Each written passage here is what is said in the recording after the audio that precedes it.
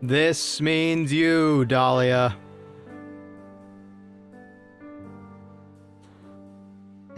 I know we're all excited to see me play and make mistakes and make an inevitable fool of myself. But yes, please do not backseat the skeleton. I'm trying to make this as nice of an experience as I can, although technically, I have watched a playthrough of it, for the record. Anyway, welcome on in, Wall Teammate, Dahlia Inkheart, Nerd, and of course, Doug. Welcome on in, Doug. Congrats on a decent time last night, by the way. It was crazy to watch. Yes, I have not played the game. I have watched a playthrough of Ace Attorney, the first one and only. And the second one, I barely know about. I think I watched a gameplay of it a long time ago. Yeah, third place though. That ain't bad. That ain't bad for a random 3-person on a, what, Tuesday night? Anyway, for folks not knowing the context, we raided last night into Doug as he was running through TMNT Shredder's Revenge with a bunch of other people. Yeah, 4-person. For 4 players, casually, that's pretty damn good. I'm not gonna lie. Anyway, but how y'all doing? It's only been a day since we saw each other. But, God, I can't believe LA Noire is about to end. And we're here right now about to start another staggered playthrough of Phoenix Wright. Ain't that something? Eating a later dinner and... Ooh. What's on the menu if you don't mind me asking? But in the meanwhile... I finally got my work done. I said that last night, and now it's properly true. Now I just have to worry about making thumbnails for next week, and I had to spend some time looking through chicken tostones. Ooh, hoo, hoo, eating good. I have to make thumbnails, and I actually... One of the things I love to do for Dark Souls playthrough, my Dark Souls playthrough, was to go around and take beauty shots of everything. And so, because I'm going to work on that tonight, I went into DS2, grabbed the Binox, and it works so much better than the Binox in DS1. Oh my good lord, it actually feels like a camera I can use. Some good shots I'm taking already. We'll see if it works with the current thumbnail setup I got, but hopefully it shouldn't be too much of a problem. Let's see, what do I need to talk about? Is there anything I need to talk about? I guess usually when we do detective games, we tend to go like 3 hours, 4 hours. This is only going to be 2 hours because I know my voice, and my voice knows me fairly well, and it knows that I cannot do this for that long. So if I need to keep it as short as possible. Not extremely short, like an hour, but I do need to worry about my vocal health if I'm going to be voice acting this entire game. So with that being said, I'm going to try and make sure I stay hydrated throughout all this. That's going to be my best help. I'd say anyway. Alright, let me just fix up some things so we are good to go for tonight. As always, folks, oh yeah, one more thing. For those who may be stopping here for the first time, or maybe you're seeing us here on Twitch for the first time, hello, my name is Ricky T. Bones. I'm a detective by trade, and a composer by passion. I make music, I made the intro theme, I made the outro theme, and I fuss over overlays and geek out over music a lot as well. And this is part 1 of a staggered playthrough of Phoenix Wright Ace Attorney. I'm hoping this doesn't take all year to finish, but we are going to be playing through multiple of this series, hopefully. And if it does, so be it. I'm okay with this being a slow burn kind of game. But if I need to take breaks in between titles, that's probably what's going to happen. But yeah, I do have to make a minor announcement. That's right. So, like I've said before, if you don't know already, I'm going to be participating in 2 Vylympia events for this upcoming week of Winter Games.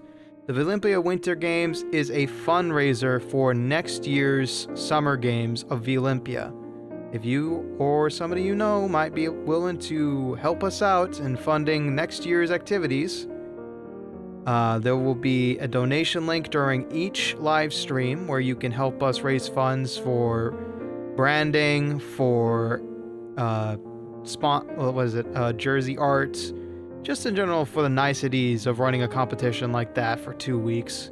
We'd greatly appreciate any views you get on us, and I will be shilling the shit out of it over social media and the YouTube community posts when I can. But for the time being, expect me to be participating in Friday's stream on the Vylympia Twitch with Sheriff's Balatro tournament, and that's at 8 p.m. Central, if I recall correctly, on the 17th, 16th? It's this Friday.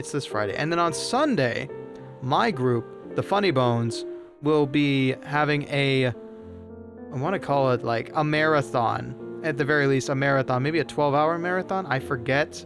But the core of Team Funny Bones is the clowns Confetti, Billy, and Forrest. Regrettably, I can't be there because I don't have that kind of endurance, but I'm going to be stopping in sporadically. They start at 9 a.m., and I'm going to be jumping in at Golf with Your Friends at 11, and then later on I'll be jumping in again for Buckshot Roulette and Dating Sims. Oh god, there were some good ones that Forrest picked out. I won't spoil it, but damn, there's some good ones that Forrest picked out. I think Forrest picked them out. I don't know. But yeah, I'm excited. I'm gonna have a hard time keeping up with them, but yeah, it does sound like a good time, yeah. I'm looking forward to it. So, speaking of visual novels, let's go ahead and jump into this one. And I did have to balance it very quickly before stream, so if things are a little too quiet or a little too loud, do not hesitate to say something. Especially if the game's drowning me out. Alright. 1, 2, 3. Ah.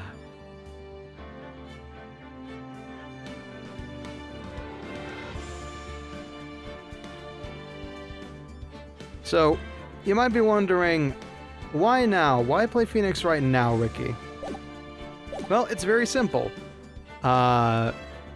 I got bit by the bug coming away from, well, 2 reasons actually. Dahlia reminds me. So, big reason number 1, Dahlia bought it for me a long time ago, and we were supposed to play this together. However, circumstances as they may be, Dahlia's work hobby life balance is not great, and so there was no real time we could have coordinated, so I'll be flying solo and trying to voice every single character in this game because of that. Dahlia's got to work for money. Dahlia's got to support her Bobo, her little Rufus dog. Well, little might be putting it lightly. He's a big old dog and he needs a lot of food, so I will do my best to work without you, Dahlia. I will do my best to work without you. Oh gosh, that's right. Hold on. Yes, I do need to do this, actually. Because if I'm going to be voice acting, I need to be... Yeah. And that's the other big thing, is that if I don't think Dahlia could do this, because, it really isn't that kind of a game you want to be doing when you're doing customer service. I don't know how I do it, especially when I had a job back in the day.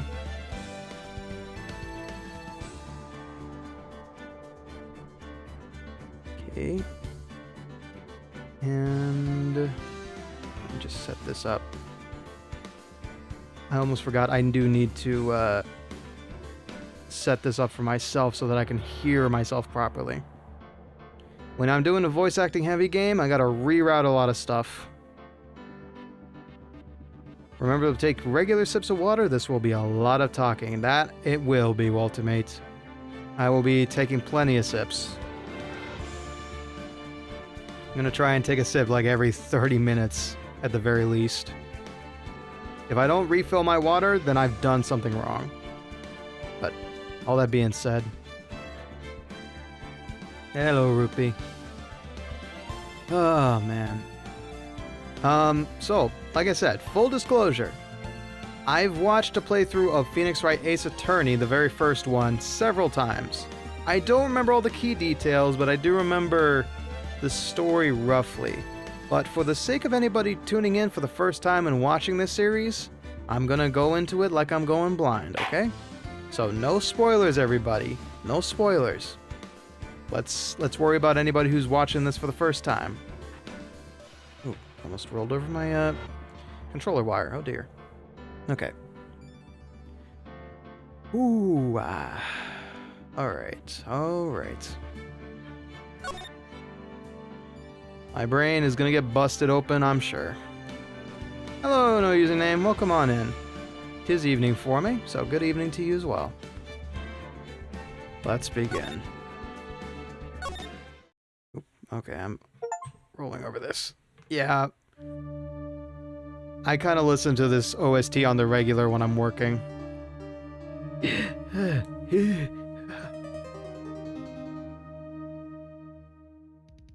Egad, that's a lot of tomato sauce. Damn it! Why me? I can't get caught. Not like this. I've got to find someone to pin this on. Someone like him. I'll make it look like he did it.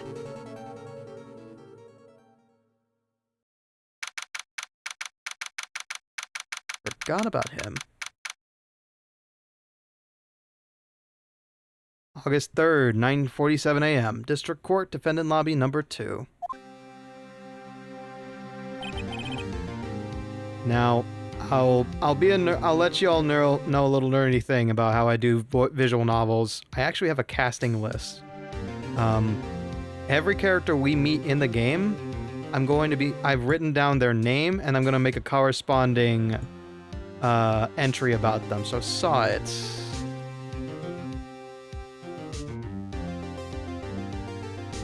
Shifty.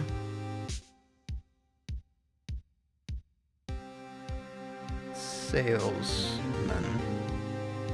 I've got a couple of these already preloaded, so I'll announce them as I see them. But every time I play a visual novel, I know the first thing I gotta do is put it out there. Also, August 3rd, nice. Another August kid. Every visual novel I do, the main character is just my voice. I know better enough to never make the main character a weird voice. Audio level sound good to you. Excellent. Thank you, thank you, thank you. Alright. Boy, am I nervous. Right. Oh, hiya, Chief. Whew, am I glad I made it on time. Half birthday. Oh, half birthday. Oh, okay, okay. What? That's a new tournament. Don't worry about it. Well, I have to say, Phoenix, I'm impressed. Not everyone takes on a murder trial right off the bat like this. It says a lot about you. And your client as well. Thanks. Actually, it's because I owe him a favor. A favor? Hello, B! Welcome on in on the Twitch side, B. You mean, you knew the defendant before this case? Yes. Actually, I kinda owe my current job to him. He's one of the reasons I became an attorney. Well, that's news to me. I want to help him out in any way I can. I just really want to help him. I owe him that much. It's over! My life, everything, it's all over. Is that your client screaming over there? Yeah, it's him. Death, despair, oh! I'm gonna do it, I'm gonna die! Sounds like he wants to die. Yeah. Nick! Hey there, Larry. Dude, I'm so guilty. Tell them I'm guilty. Give me the death sentence. I ain't afraid to die. My note for Larry is Shaggy, and I think I'm gonna regret that. What's wrong, Larry? Oh, it's all over. I'm finished. Finished! I can't live in a world without her. Man, I can't! Who took her away from me, Nick? Who did this? Oh, Nick, you gotta tell me who took my baby away! Person responsible for your girlfriend's death? The newspapers say it was you. And here's a fun fact for you. The reason I'm playing this one right off the bat is because the creator of Detective Instinct Farewell My Beloved is also a music nerd and has done several study videos on Phoenix Wright OST. So it was like going from that to this, it just felt natural. My name is Phoenix Wright. Here's a story. My first case is a fairly simple one. Simple, he says, about murder. A young woman was killed in her apartment. The guy they arrested was the unlucky sap dating her. Larry Butts. My best friend since grade school.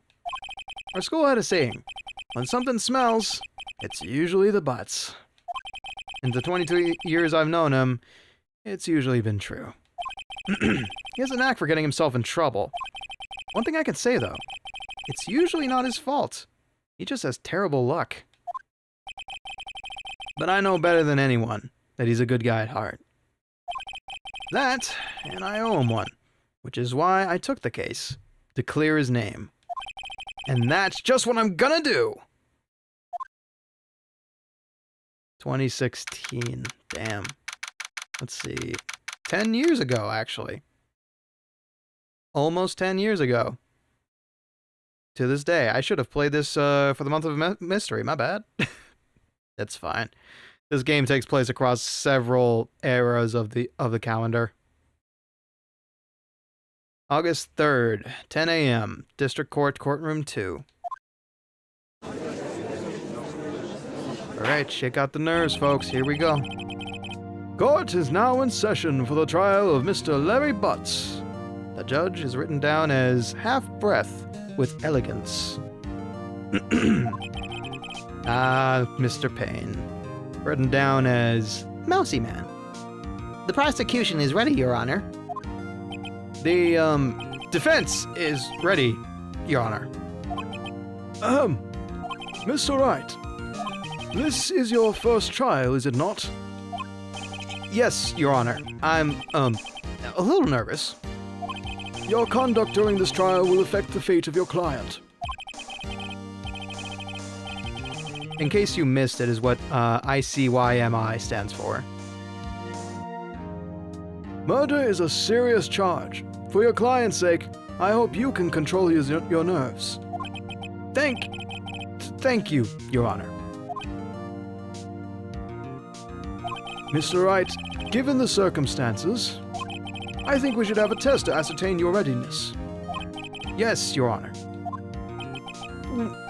Hands shaking, eyesight fading. The test will consist of a few simple questions. Answer them clearly and concisely.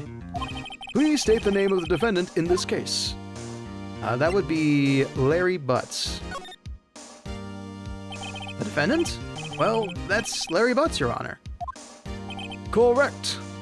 Just keep your wits about you and you'll do just fine. Next question. This is a murder trial. Tell me, what's the victim's name? Whew, I know this one. Glad I read the case report cover to cover so many times. It's... wait. Oh! No! No way! I forgot! I'm drawing a total blank here. Phoenix, are you absolutely sure you're up to this? You don't even know the victim's name? Oh, the victim! Of course I know the victim's name. I just forgot temporarily. I think I feel a migraine coming on. Look, the victim's name is listed in the court record. Just press right bumper to check it at any time, okay? Remember to check it often. Do it for me, please. I'm begging you. Mr. Wright, who is the victim in this case? That would be Cindy Stone. Damn, what a haircut. That thing looks like it could pierce the heavens. The victim in this case, a model. She lived in an apartment by herself. At 22, damn. That is Cindy Stone, Your Honor. I like this Phoenix voice. It feels natural. Thank you. I don't know what it is, but it is a skill I have to read stuff that's very human sounding. The victim's name is Cindy Stone. I forgot that was Cindy's cut. Yeah, me too, honestly. Correct.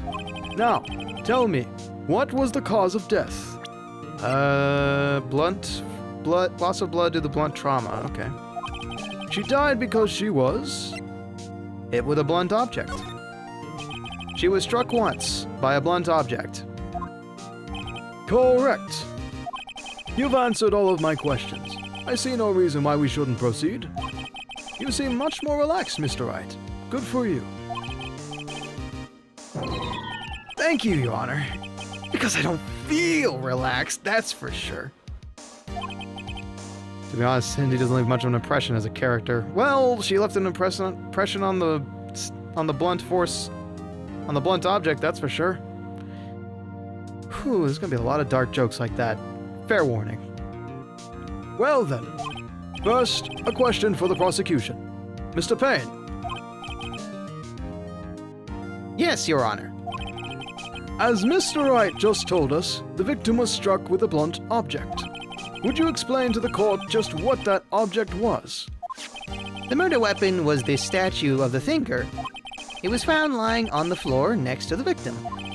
I see. This court accepts it into evidence. A statue in the shape of the thinker. It's rather heavy. Right. Be sure to pay attention to any evidence added during the trial. That evidence is the only ammunition you have in court. Use right bumper to check the court record frequently. Mr. Payne, the prosecution may call its first witness. I think it was more the blunt object left an impression on her. Touché, B. Touché. The prosecution calls defendant Mr. Butts to the stand. Chief, what do I do now? Pay attention. You don't want to miss any information that might help your client's case. You'll get your chance to respond to the prosecution later, so be ready.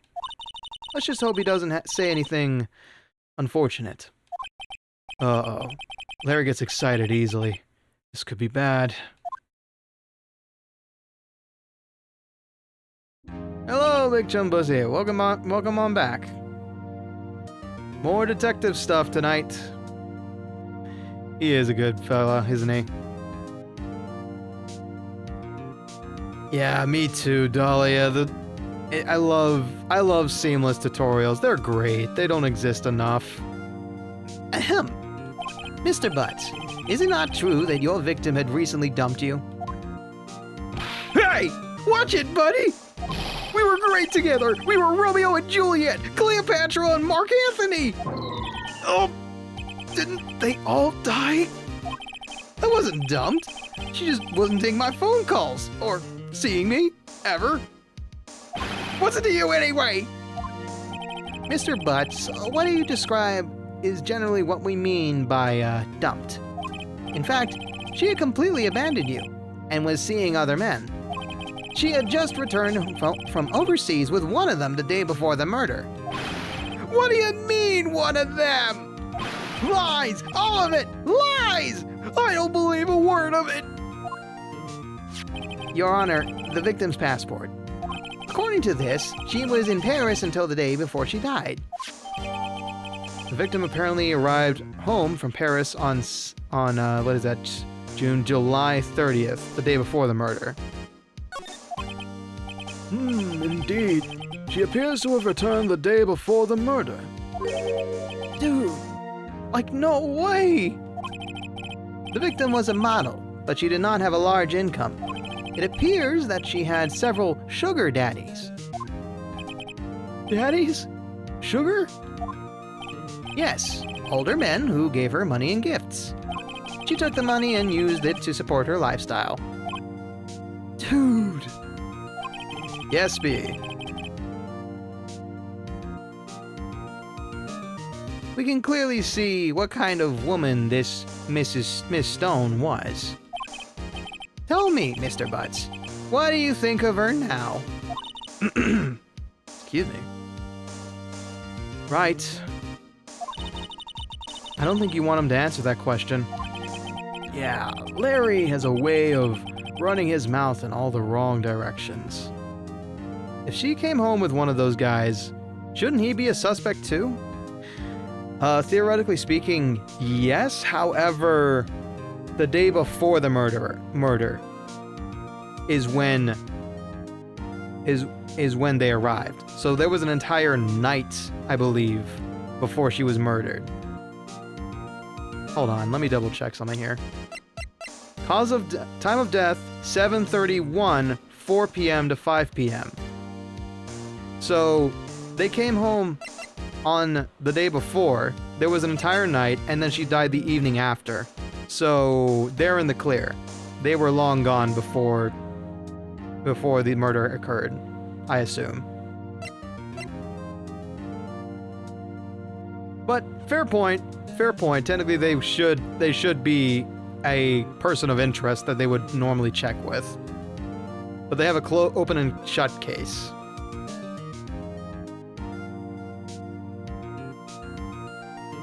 Hello, Tyrantrum. Welcome on in. I believe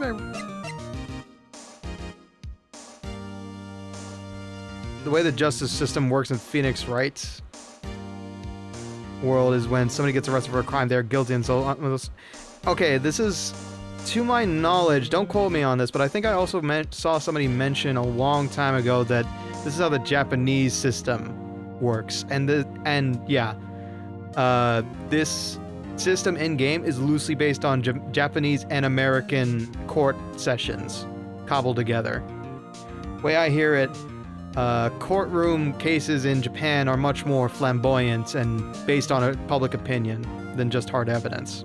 So being big charismatic lawyers maybe is a bit more important over there. Yeah, don't worry, Dahlia. If I need help, I will definitely let you know. But I know you and your record of hints has not been exactly subtle. Alright. Should I...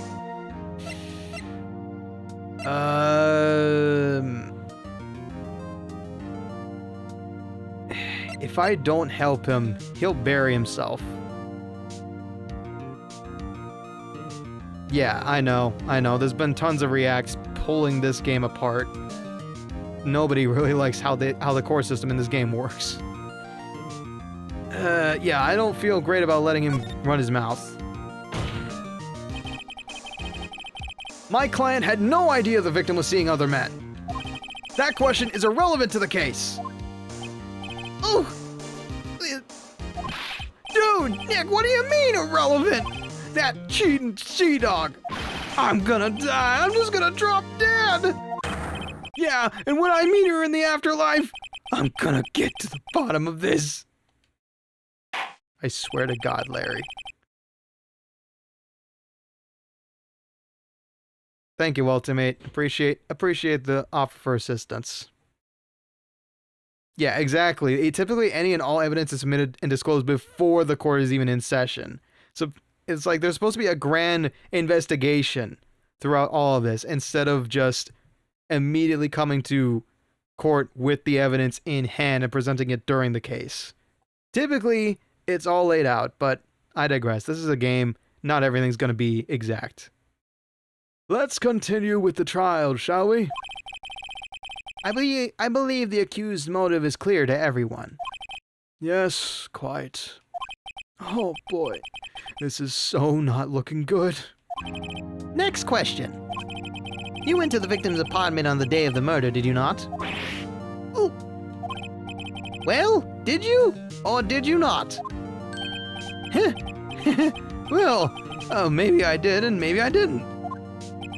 Uh-oh. He went. What do I do?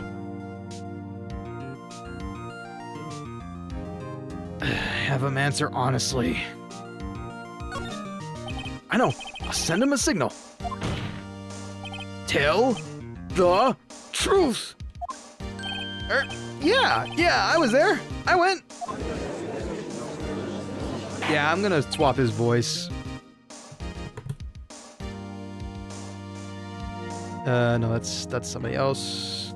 Shaggy is a bad idea. Even Matthew Lillard screwed up his voice trying to do Shaggy for so long. Order! Well, Mr. Butts? Dude, chill. She wasn't home, man. So, I didn't see her. Your Honor, the defendant is lying. Lying? The prosecution would like to call a witness to the stand who can prove Mr. Butts is lying. Well, that simplifies matters. Who was your witness? The man who found the victim's body. Just before making the gruesome discovery, he saw the defendant fleeing the scene of the crime. That's damning evidence, all right. Order! Order in the court!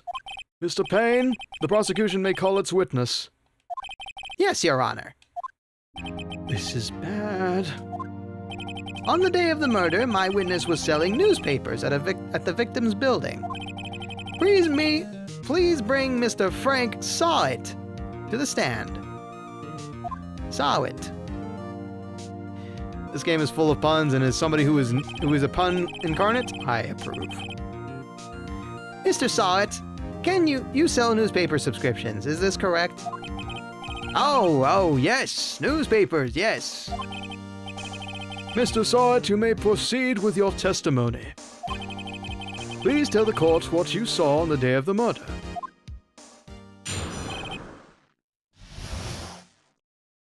There we go.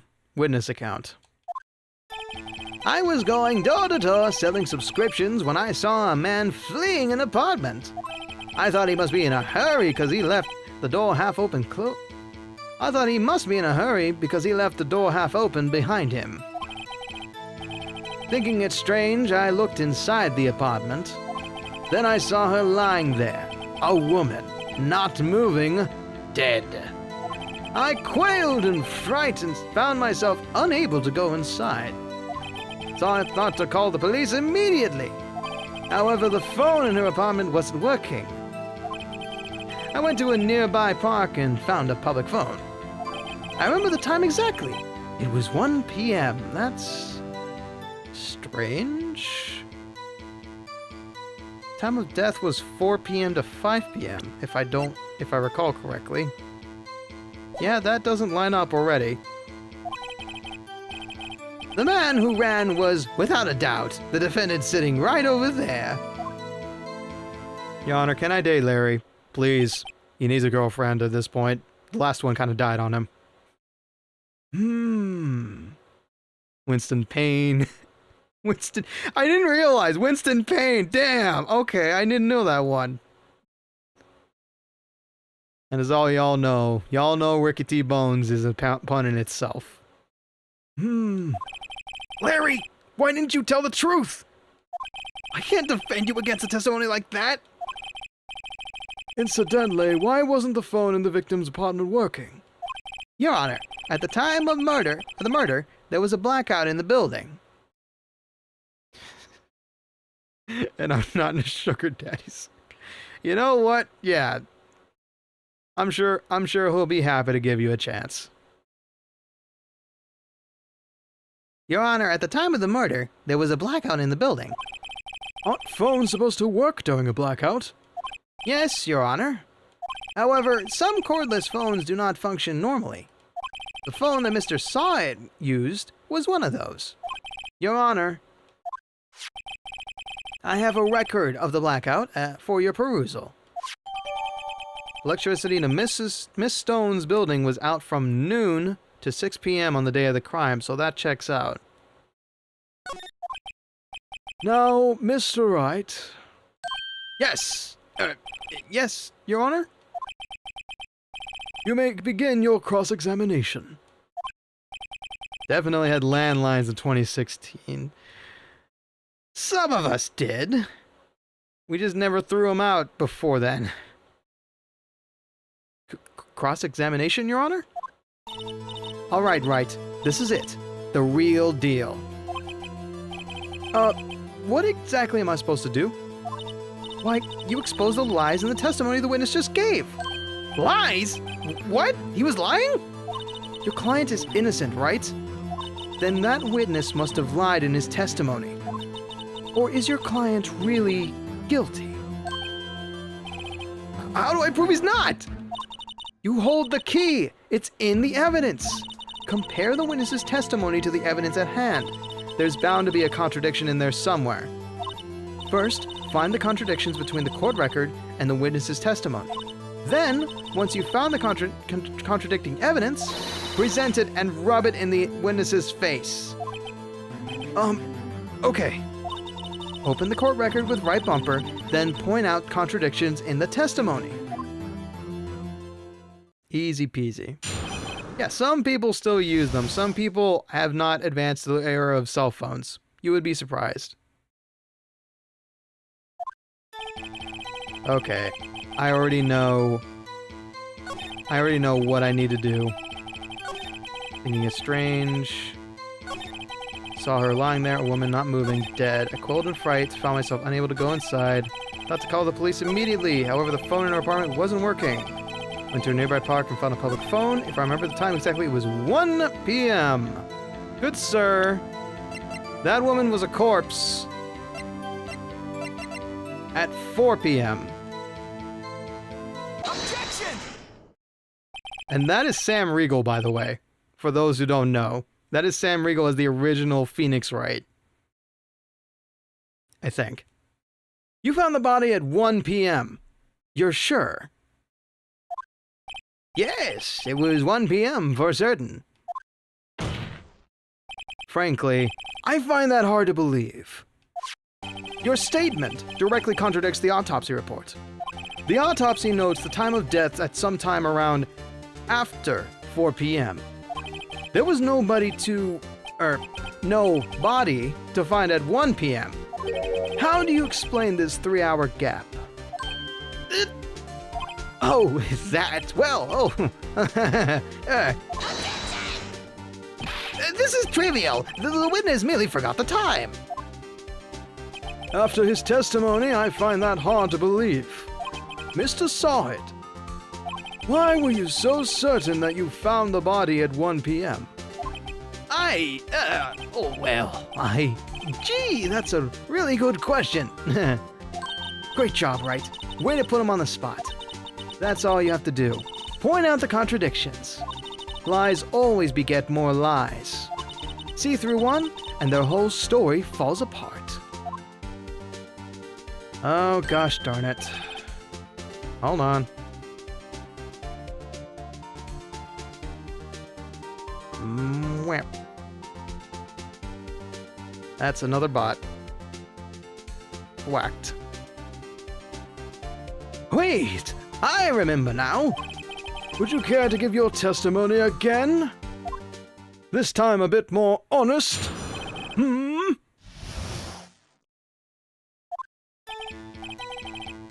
see, when I found the body, I heard the time. There was a voice saying the time. It was probably coming from the television. Oh, but it was 3 hours off, wasn't it? I guess the victim must have been watching a video of a tape program. That's why I thought it was 1 p.m. No worries, Dahlia, no worries. You can get it next time. immediately. Electricity from noon to the day of the crime. That TV should not have been on. Terribly sorry about the misunderstanding. Terribly sorry about the misunderstanding. Yeah, it needs to be a more salesman voice. I see. You heard a voice saying the time on a tape program. Mr. Wright, you may cross-examine the witness. Yeah, exactly, the blackout. Right? You know what to do. I got this one.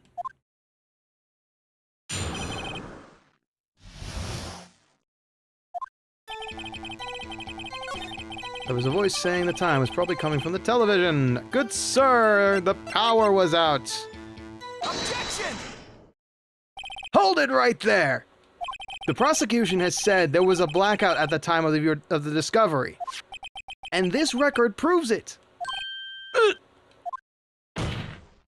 You couldn't have heard a television or a video.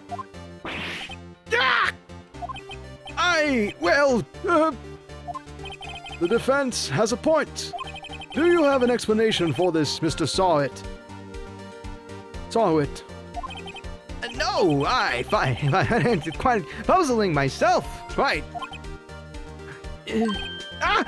Wait, I remember now.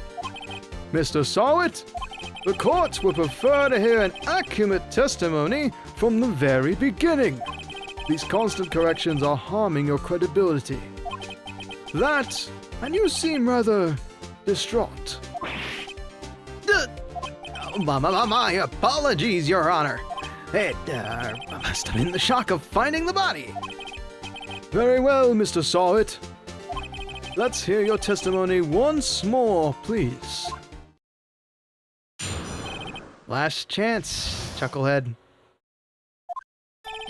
Actually, I didn't hear the time. I saw it. So pathetic. Shout out to Japanese salary, man.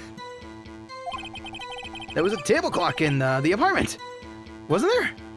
There was a table clock in the apartment, wasn't there? Yeah, the murder weapon. The killer used it to hit the victim. That must have been what I saw. You saw a clock. I guess that would explain it. The defense may cross-examine the witness. Gladly. Working 12 hours before eating their feelings away. Yeah, the Japanese work lifestyle is very rough. From what I understand. Hearing the time. I didn't hear the time, I saw it. There was a table clock in the apartment, wasn't there? Yeah, the murder weapon. The killer used it to hit the victim. What? Hold it. The murder weapon? Yes, the table clock that was used as a weapon. That's what I just said. Did you doze off in the middle of my testimony or something? Something's fishy here.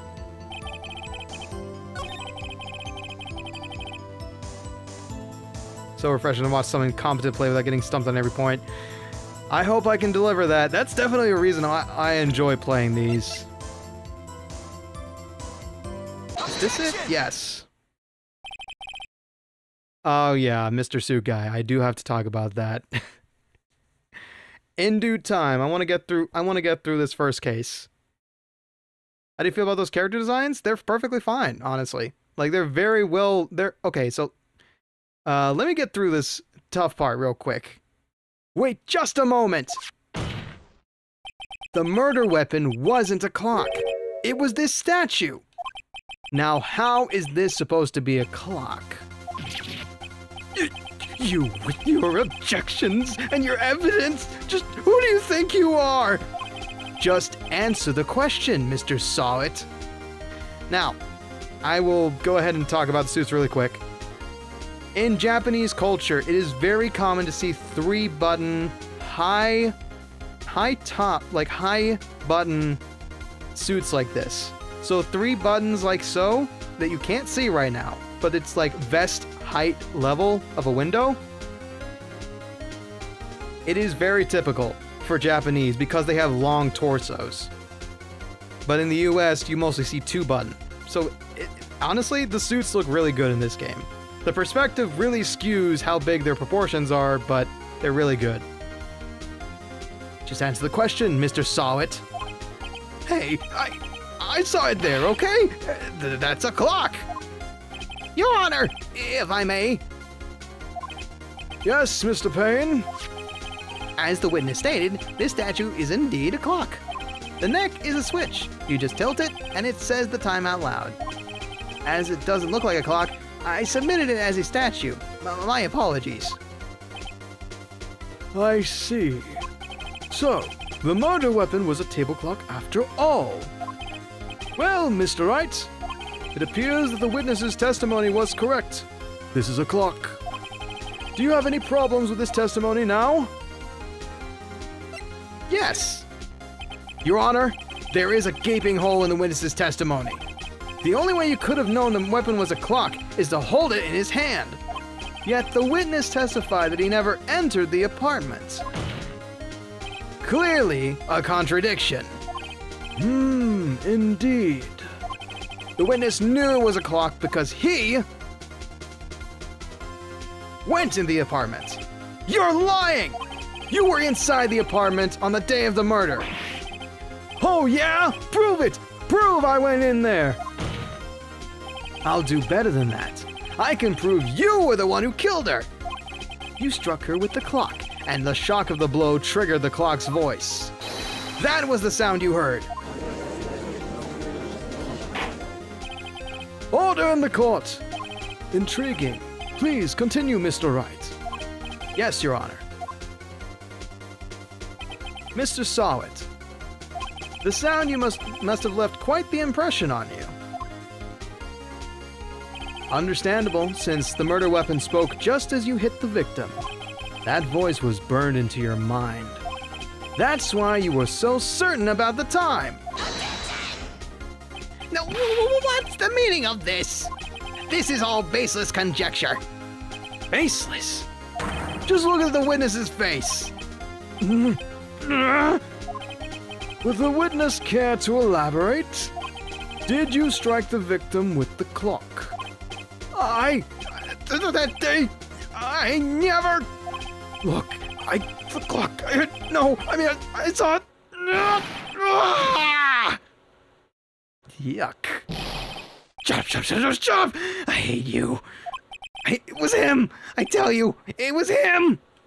He killed her, and he should burn! Burn! Give him death! Whew. Need water after that. Order! Order in the court, I say! Your Honor, a moment, please. There isn't a shred of evidence supporting the defense's claims. Mr. Wright! Your Honor.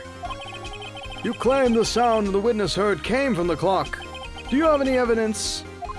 The whole case is riding on this. I better think this through carefully. Your Honor, the sound Mr. Sawit heard was definitely this clock. A fact which is clear if you simply try sounding the clock. Let's sound the clock now, here in this court. For the record, I've watched this opening case a lot of the time, of a significant amount of time, so I think I remember most of the tricks about it. After this case, I'm gonna be probably lost as a ghost hunter without a flashlight. Your Honor, may I have the clock? I ask the court to listen very carefully. It is 10 a.m. I think it's 8:25. That is certainly a strange way to announce the time. Well, he is the thinker, after all. So we've heard the clock. What are your conclusions, Mr. Wright? Mr. Payne, can you tell me what time it is now? It's 11:25. Ah! As you can see, this clock is exactly 3 hours slow. Precisely the discrepancy between what Mr. Sawit heard and the actual time of death. So, Mr. Sawit, try to talk your way out of this one.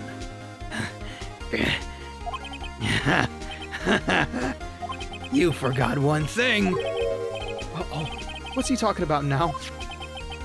Well, it may seem like this clock is running 3 hours slow, It proves nothing!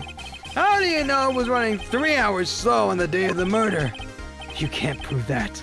You don't have a case. He's right! How am I gonna prove that? Damn it! It was so close! Mr. Wright, it seems you lack the critical evidence to support your claim. Yes, Your Honor. This means I cannot allow you to indict the witness. Unfortunately, this ends the cross-examination of Mr. Frank Sawit. I come all the way to down here to testify, and look what happens! You treat me like a criminal! A criminal! You lawyers are all slime! I almost had him. Sorry, Larry. I failed you. There's nothing I can do about it now. Yes, there is. Not so fast, Mr. Sawit! Chief! Listen up! Right. My guy, I have a car that runs 3 hours after. You could just look at another clock. Don't throw this one away. Not like this. Think! But Chief, it's over. I can't prove the clock was slow the day of the murder. Nobody can prove that. Well, yes. But that doesn't mean you can't still win. Try thinking out of the box. Don't waste time doubting the facts. Assume the clock was 3 hours slow and think through it. Ask yourself, why was the clock 3 hours slow? Figure out the reason and you'll have your proof. Right? Can you think of a reason as to why the clock would be 3 hours slow? Yes, actually, I can, because I remember this case. Wait! Maybe I could prove it! You must have evidence somewhere that can prove it, right? Find it and let them have it.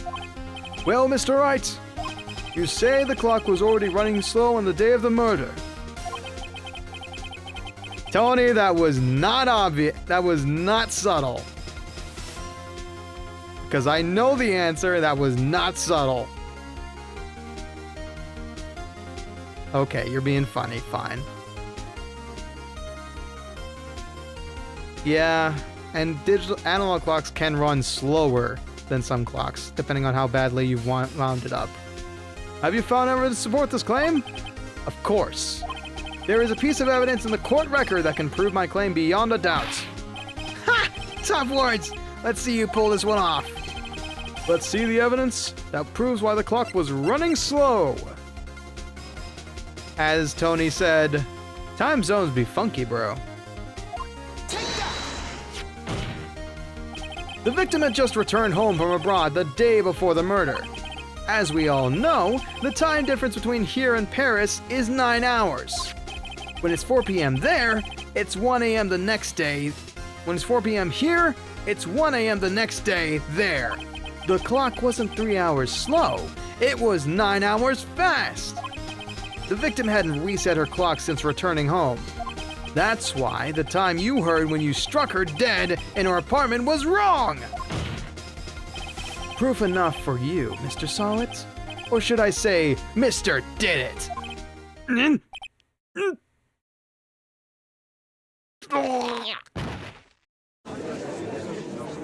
And we have given a man an aneurysm in court. Let's hear it for the accidental death penalty. Order! Order, I say! Well, this case has certainly turned out differently than we all expected. Mr. Payne, your witness? He was arrested and has been taken away, Your Honor. The accidental death penalty, yeah. Very well. Mr. Wright? Yes, Your Honor. I have to say, I'm impressed. I don't think I've ever seen someone complete a defense so quickly. And find the truth at the same time. Thank you, Your Honor. Hold it. Uh-oh.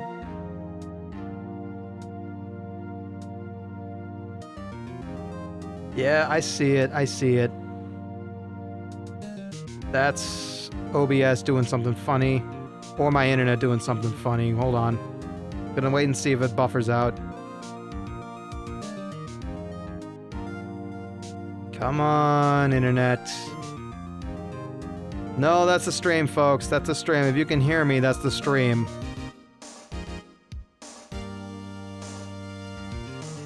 Uh-oh.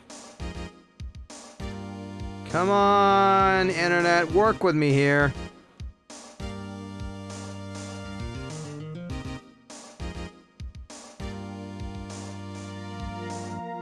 Bro, come on. Not now. Not now. Level out. Level it out. Come on. Okay, we're back, I think.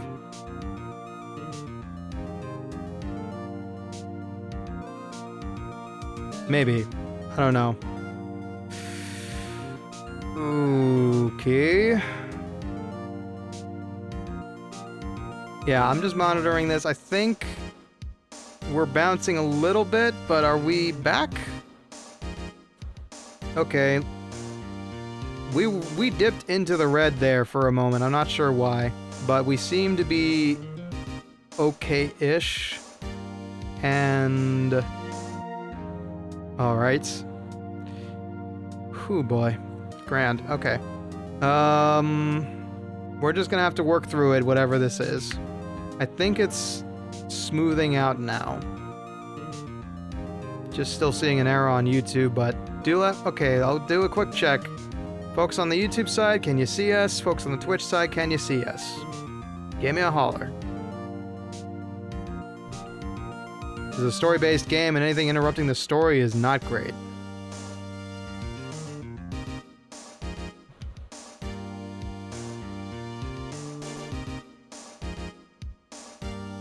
Okay, Twitch is okay.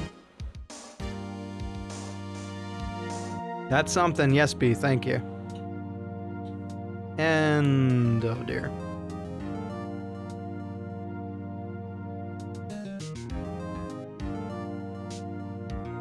All right. It's not really what I need. Okay, I can hear and see here. Thank you, Dahlia. Okay.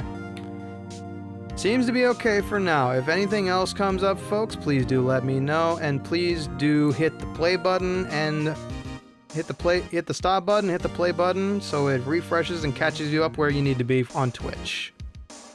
There we go. All right, we are continuing. At this point, this is only a formality, but this court finds the defendant, Mr. Larry Butts, not guilty.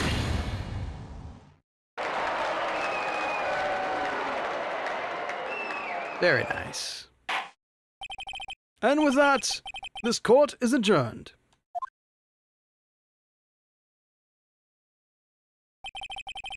Turns out that Frank saw it was a common burglar.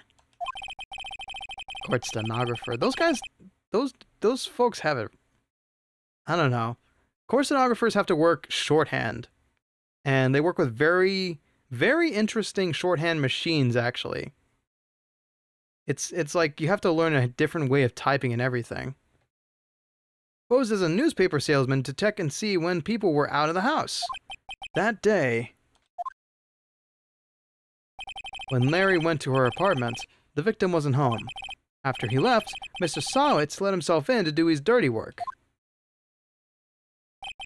While he was searching for the place, the victim returned. Flustered, Mr. Sowitz grabbed the nearest blunt object he could find and struck her dead.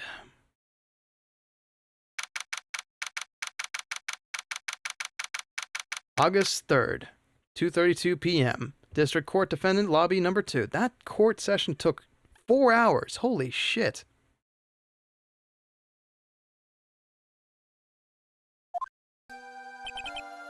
Whew. Any buff? Damn it. Things are being wonky tonight. I don't know why. I still can't believe we won.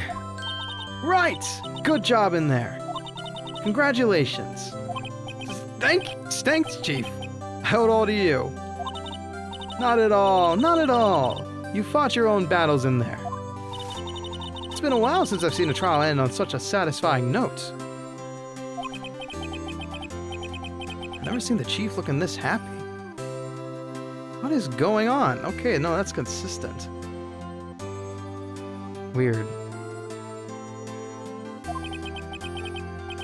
If she's this glad, imagine how Larry must feel. Oh yeah, I've been on a... Have I been on a jury once? Almost. Almost got selected for jury one time. It was a waste of my time for them to just say you. It wasn't even worth the bucks I got for it either. It's just a lot of foot pain. Oh my good lord. Yep, that is a dead drop. Restream? ¿Por qué? ¿Por qué? Could this please stay? The end of that trial on a plea deal? Oh, that's rough.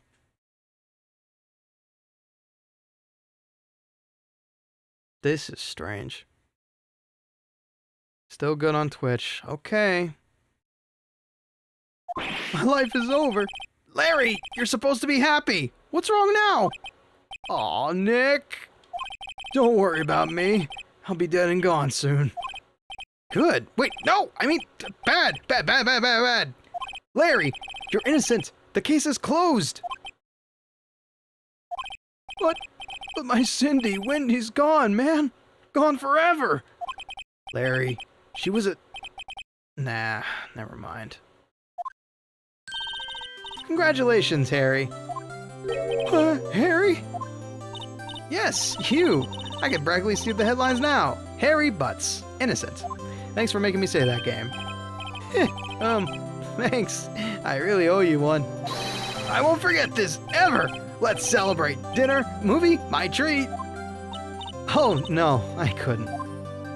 Hey, I was the one who got you off the hook. Take me out to a movie or dinner or something. Oh, hey! Here, take this. It's a present. A present? For me? Wait, wasn't this the evidence that... Actually, I made this clock for her. I made the one for her, and I made one for her, and one for me. Really? You made this? Huh. Well, thank you. I'll keep it as a memento. Yo, Nick. Can you believe it? I was so into that chick. And she was just playing me for a fool. Doesn't that want to make you just cry? Larry. Are you so sure? Shit. And we're back. Hello. I told you shit was going wrong. Sorry about that, YouTube folks. Looks like you got the worst part of it. Hopefully that doesn't affect the VOD too poorly. But we're back. We're back. Hello, hello. I'm gonna double check something real quick. Alright, just had to make sure. Welcome home, B. Congrats on surviving another career. Another day in your career. Can see and hear. Thank you, Dahlia. Thank you, Tony. Thank you, very same person that decides to be different names across different platforms. Okay. I do have something. Something that proves how she felt about it. Huh? Oh, yeah, right. What the heck is she talking about?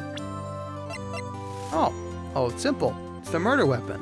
Why would she keep it if she didn't like it? Didn't like you? People appreciate things that are given to them by people they admire.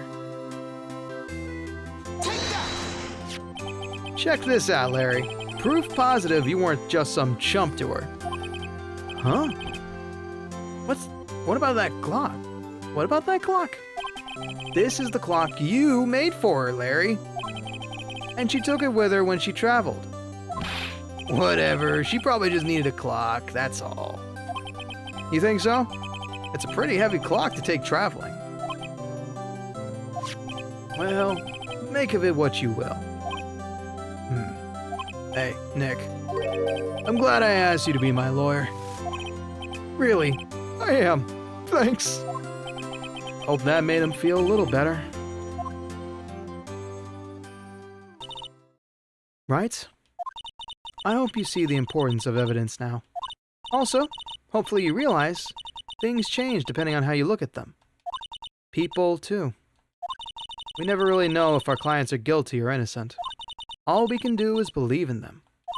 And in order to believe in them, you have to believe in yourself. Right? Listen, learn, grow strong. Never let go of what you believe in. Never. Well, I think our work here is done. Shall we be off? Yeah, I guess so. Say, how about dinner? On me. We'll drink a toast to the innocent butts. Yeah! Oh, speaking of Harry, you were saying part of why you became a lawyer was because of him. Yeah. Part, at least. You'll have to tell me more about it sometime. Maybe over drinks? I'll drink to that. And so my first trial came to a close. Larry slapped me on the back and said, "Gee, Nick, it's good to have friends." But I'm pretty sure he's not going to pay us. Unless you count the clock he gave Mia. I didn't know it then. But that clock was soon going to be at the center of another incident. And my promise to tell the chief about me and Larry wouldn't be one promise I wouldn't be able to keep. That's the end of the first Turnabout.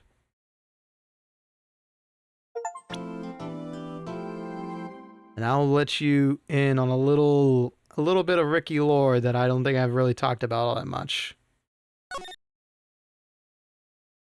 I've actually almost released a fan game for a VTuber based on a Phoenix Wright. A long time ago, when I was a big old fan of Kai Saikota, I was trying to work on a game that was a cheesy way of poking fun at her and her time, I think it was an anniversary gift. And I developed it in Ren'Py, but it never saw the light of day, although it had a beginning, middle, and ending, and several bit of flavor text. And ways to lose, too. But it never saw the light of day because I never got around to finishing the soundtrack for it. Or even starting it, for that matter. And besides, it wasn't really a great fan game to begin with. I basically starred in every important position, and the defendant on trial was not Kai, although it was called Kai on Trial. It was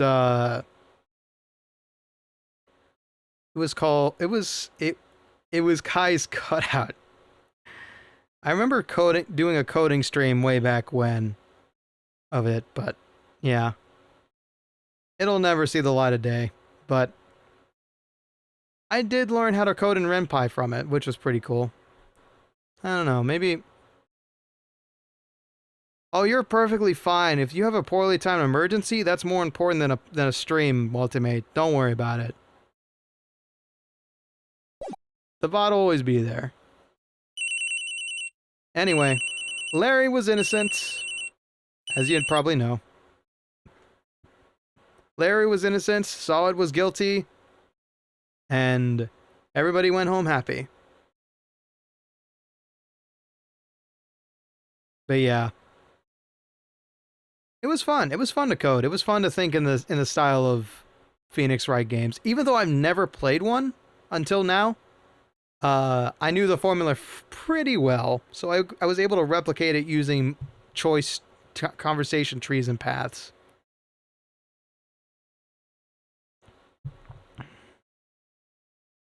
Larry may not be guilty of murder, but he is far from innocent. That's very true. Beep. Hello? This is Maya. Hey, Maya, it's me. Mia! What's up? You haven't called in a while. Sorry, I've been so busy. How you been? Well, lonely, and it's all your fault. Nah, I'm just teasing. I've been great. I'm finally getting used to having my own place. That's good to hear. Actually, I'm calling because I have a favor to ask. I know. You want me to hold evidence for you?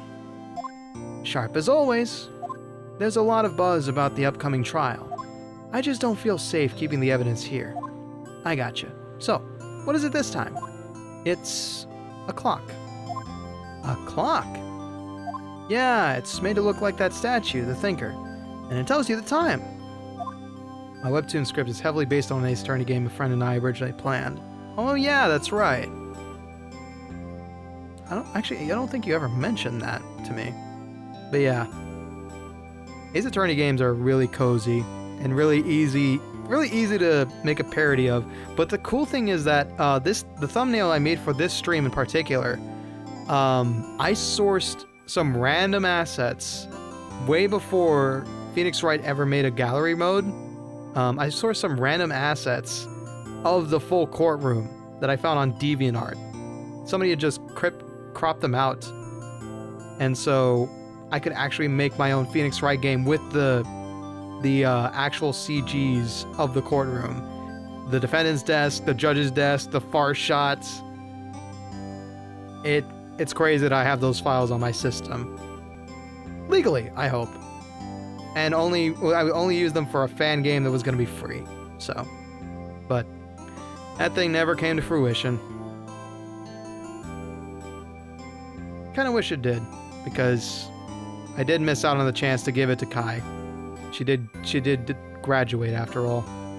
And now she's elsewhere. She's elsewhere and still very much beloved.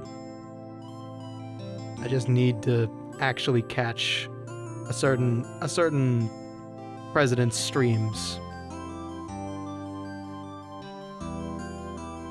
Thought you might like it. You always like toys. Hey, I'm not a little girl anymore, sis. Now, you know I'm only teasing.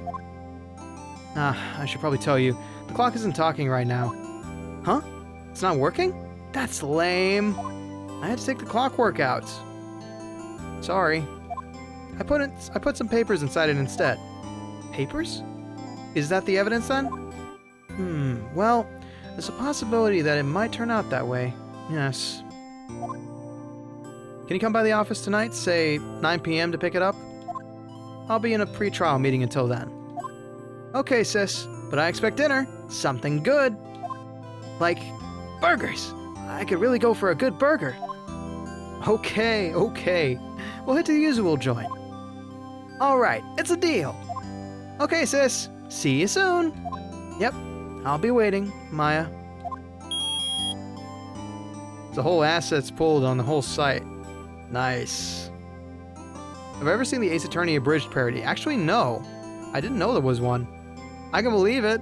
I can definitely believe it. There's an anime for it. There's a video game for it. I can definitely see somebody pulling off an abridged playthrough or watch through of it. Conversation recorded, September 5th, 9:27 a.m. Very old and very hilarious. If it's old, that's divisive. September 5th, 8:57 p.m. Fay & Co. Law Offices.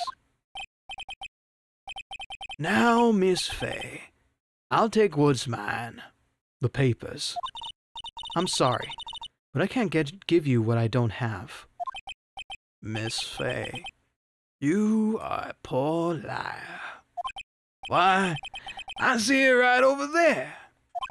That must be the Thinker that swallowed those papers. How could you know? You are not coniferous of my background. Gathering information is my business, you see. I should have been more careful. My dear Miss Fay, I am so very sorry. But I'm afraid I must ask you for one more thing.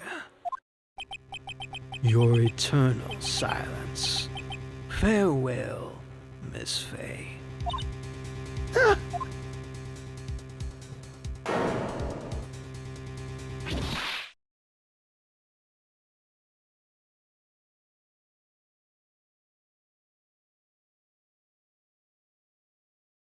Red, white, blue.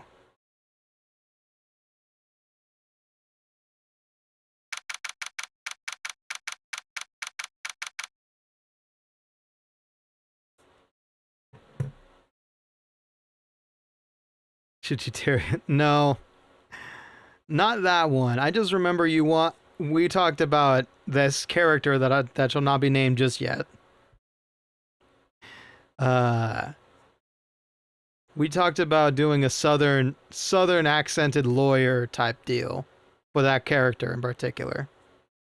Sound like the character from Red vs. Blue. I've never heard that character's voice, but yeah, we talked about that character in particular, and said a southern sounding scumbag like that would work well. If you recall, Tony. September 5th, 9:08 p.m. Faye and Co. Law Offices. That was minutes later. Oh, I'm late. Huh, that's strange. I guess the chief left without me. She said her sister was coming over, so we should all go out for dinner. What's that smell? Blood? Mia! Maybe she's in her office.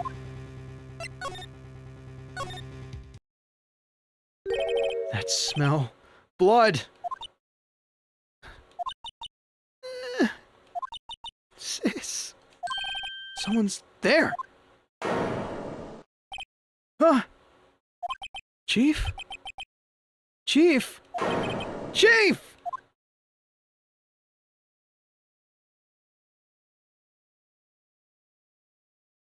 Who are you?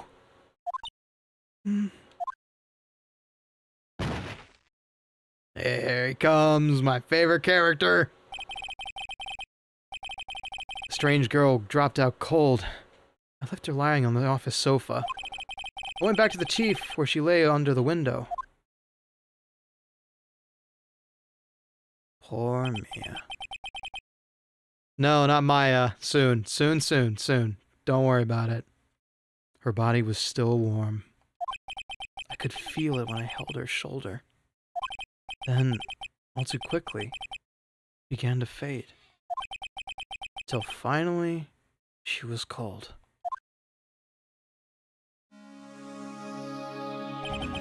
Chief. Chief. It's hard seeing her like this. If there are any clues here. She was struck on the head with a blunt object. She probably died instantly. Yeah, shares my career. Definitely not my intellect, but definitely my career for sure. The thinker lying next to her must have been the murder weapon. Murder weapon. Looks exactly like a statue, but it's actually a clock. Made by Larry Butts. There were some glass shards near the chief's body.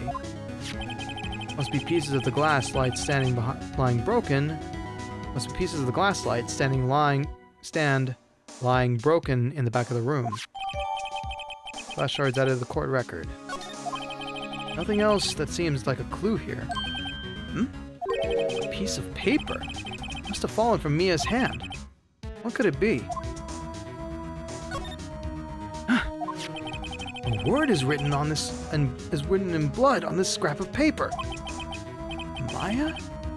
Did Mia write this? This piece of paper is a receipt from a department store, dated yesterday. Receipt added to the court record. A department store receipt with letters written in blood on the back. When did you last take a sip of water? Fairly recently, actually, but why not? I'll take another.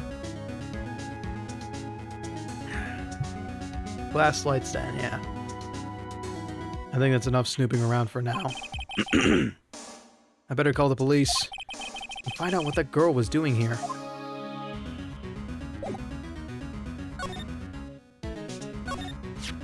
It's encrusted with dried blood.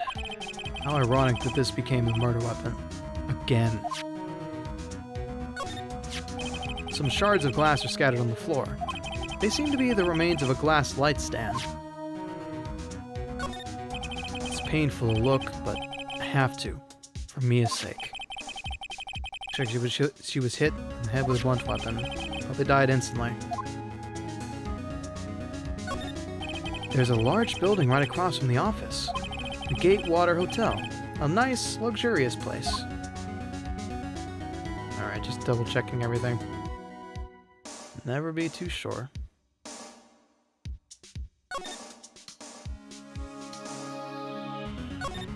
Surprisingly, the chief was never good with machines. About all she used this PC for was email.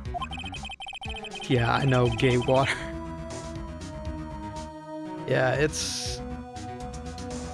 They're really heavy-handed, this translation. Or the original material, I can't tell which. She picked up this ancient model at some garage sale for practically nothing. Fay & Co. ledger book. Everything is written in the chief's ultra-neat handwriting. It's a small office, but it makes a good bit of money. No clues here.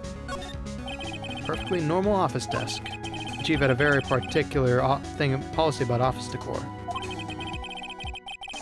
Spend big on the stuff your clients use, but keep your own stuff simple. Very true, actually. Right. I better call the police. Huh? That's funny. A few of the screws on the receiver are missing. It looks like someone was halfway through taking it apart. Police! Police! Please come quick! Wait, I know who this is. Police! Please come quick! What was that? Someone screaming from outside the window? Huh! She's staring right at me! She's holding a phone in her hand!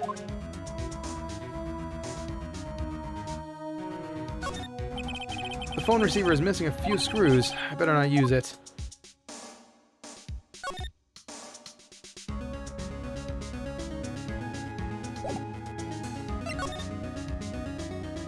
Alright, let's try to make our way out of here. 2 closed windows across the street. True. True, very true. That girl just now. Where'd she go? I put her right there on that sofa. Uh-oh. I hope she didn't run out on me. Yikes! Don't scare me like that! Excuse me, but who are you? It's okay. I work here. Maya Fay. Maya Fay? Maya. So Mia was writing this girl's name. Maybe I should show her the receipt. Never thought there'd be a use for evidence like this outside the courtroom.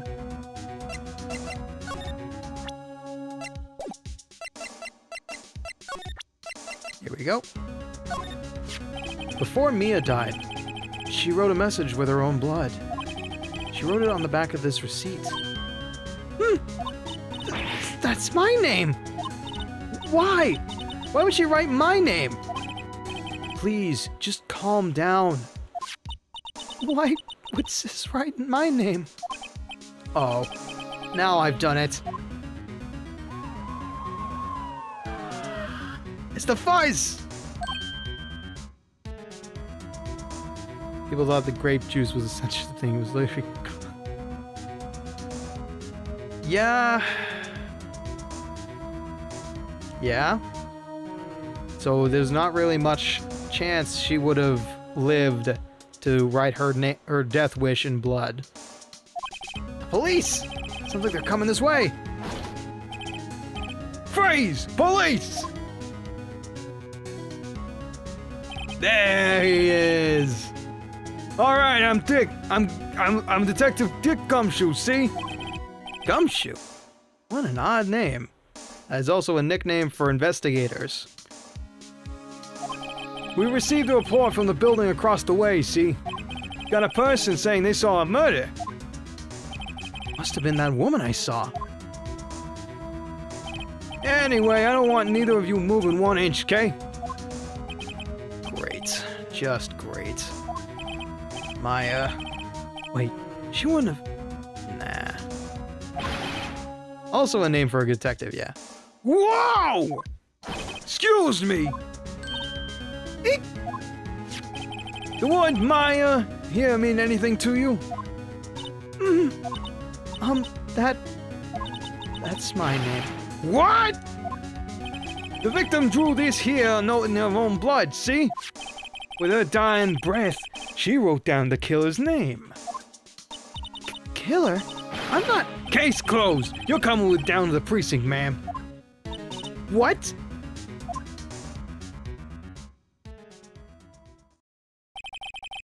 Mia's younger sister, Maya, was arrested on the spot. I was taken in for questioning and didn't get out until the next morning. My eyes were heavy, but I couldn't sleep. I sat around, waiting for visiting hours to begin at the detention center. I had to talk to Maya as soon as possible. September 6th, 9:07 a.m., exactly 12 hours later. Detention center, visitor's room. Wow. They have poor Maya locked up in here like a criminal. Oh! It's you, the lawyer. Good morning. Good morning. She looks so tired. Are you going to be my attorney? Well, that's what I wanted to talk to you about. First things first. Better get her cheered up. Yeah, of course I will. Cheer up. Really? Whoa! Did I say the wrong thing? She looks sadder now. What? What's wrong? You don't think I can do it? No, no one could. Who would believe me? Even you, when you found me in the office, you looked at me like I had done it. Did I look at her like that? No! I never thought... It's okay. I understand. And I've also heard about you. Heard? Heard what about me? I was talking to my sister on the phone the other day. Today was my junior partner's first time in court. Wow, really? Oh, this is a flashback, so why not? How'd that go? It was quite the scene. Honestly, I was on the edge the whole time. It's been a while. That's too much reverb. I should probably turn that down next time I want to share and use it. Ha! So he crashed and burned? He's a genius. One of those strike fear into the hearts of evil types. The only thing he's lacking is experience. Huh. Sounds like it was fun. Well, I know who to go to if I ever get into trouble now. I don't know, Maya. I think you might want to wait. Give him 3 more years. That is, unless you want to be found guilty. What a glowing review from the grave, Mia. That's what she said. I'm sorry. I didn't mean to insult you. No, it's okay. It's true, I guess. But at the same time, I can't just sit by and watch. When I think of the person who did this to Mia, I know. Alright. Scary. Alright, let's have a talk. So, about you. Fill me in exactly on what it is you do and what you'd like to do with the rest of your life, permitting that you ever get out of jail. There's something I've been meaning to ask you. Yes? What's with that outfit? Oh, this? This is what all acolytes wear. It's my uniform, you could say. Acolytes? Like people in religious training? What is it you do? Oh, it's nothing strange, really. I'm a spirit medium in training. A spirit medium? I'm pretty sure that qualifies as strange. I've known weirder. I've known people who... There are tons of palm readers around here, people who say they've seen God in a tortilla. It's not that weird. The day of the crime. Could you tell me more about the day of the murder? Yes. Let's see. That morning, I got a call from my sister. She wanted me to hold on to a piece of evidence for an upcoming trial. Evidence? Yes, that clock shaped like a thinker. The one Larry made. How could that have been evidence in a case? Right. She said something about that. I remember. Do you want to hear it in her own voice? Her own voice? Yes. I'm pretty sure our conversation is on my cell phone. You recorded it? Yeah! I forgot how to delete those things. Perfect. So, you say you have a conversation with your sister on your cell phone. Let's hear it. Right. Oh! I just remembered that detective took my cell phone. Sorry. Oh, right. Of course. Next time I see Detective Gumshoe, I'll ask him for it. I'll write you a note so you don't forget, okay? Sure, thanks. Maya's memo added to the court record. Nice. Could you tell me more about the day of the murder? Sorry, I know it must be hard. No, it's okay. All I've been doing the last few hours is talking about it. I've kind of gotten used to it. Let's see. That morning, I got a call from my sister. She wanted me to hold on a piece of evidence for an upcoming trial. That's the thinker clock that Larry made. Practically qualifies as a serial murderer by now. So then, when did you arrive at the office? It was right around 9 p.m. The lights were off, and I could smell blood. Then I found her. My sister. Thanks, Maya. That's all I need to hear for now. About your role as a spirit medium. So, you're an acolyte. Medium in training. That's right. The Fae family, especially the women, have always been very sensitive to the spirit world. Yeah, my family too. Wait a second. You said the Fae family? So, Mia was into that stuff too? Of course. She left the mountain to follow her career, she said. Her powers were first class too. I had no idea. Wait! What? So, you're a real honest-to-God spirit medium? With ESP and all that? She's a medium? No, she looks like small to me. Yes. In training. Well, can't you contact Mia's spirit then? We can just ask her who killed her. I'm sorry. I'm still in training. I couldn't do something on that level. I thought that would be too easy. Huh? Something the matter? I was wondering. Could I ask you a favor? Huh? This is the address of a famous lawyer. My sister gave me this a long time ago. She said if I was ever in trouble, I should call him. And, well, I'm in trouble. Do you think you could go ask him to represent me? Yeah, sure. The less I have to do, the better, because I am not qualified for this job. Sure, why not? I'll go ask. Thank you so much! I have no one else to turn to. Huh? Say, what about your parents? I see. I hate when I'm right. Don't worry. Leave it to me. Thank you. Trial's tomorrow at 10.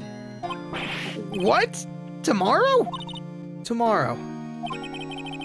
What if this guy refuses? They told me that if I don't find one, the state will pick an attorney to defend me. When will that happen? They're giving me until 4 this afternoon. The visiting hours are almost up. I better hurry. Right. I'll be back. Alright, see you around, Maya. I guess I should go ahead and check out Fae & Co. offices real quick.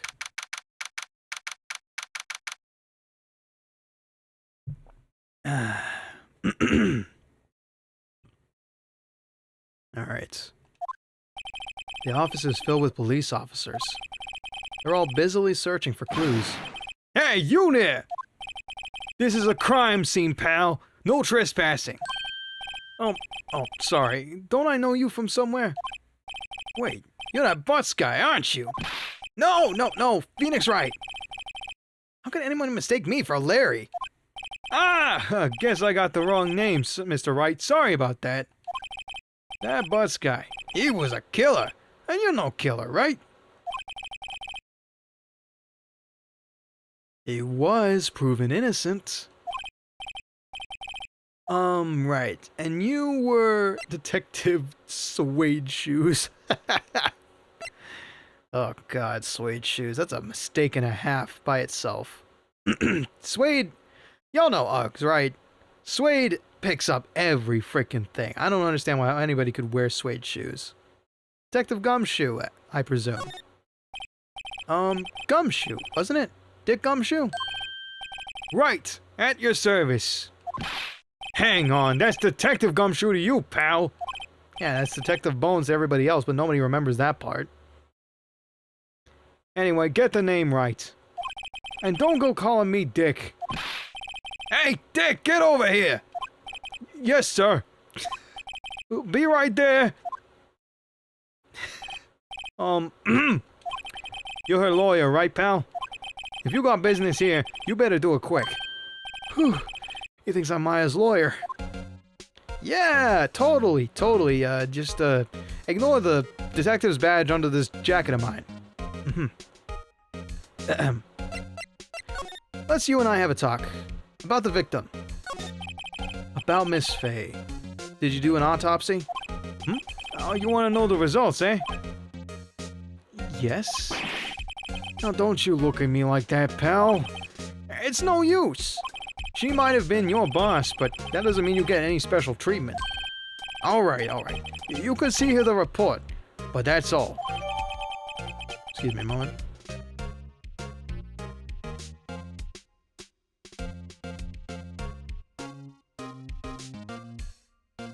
Alright, I'm good. I'm gonna need to take a sip. Also, blue suede shoes, yeah, still not a great idea. If you live in a dusty place like I do, it's not a great idea. Time of death, 9:05 and 9 p.m. Cause single blunt force trauma. Death was instantaneous.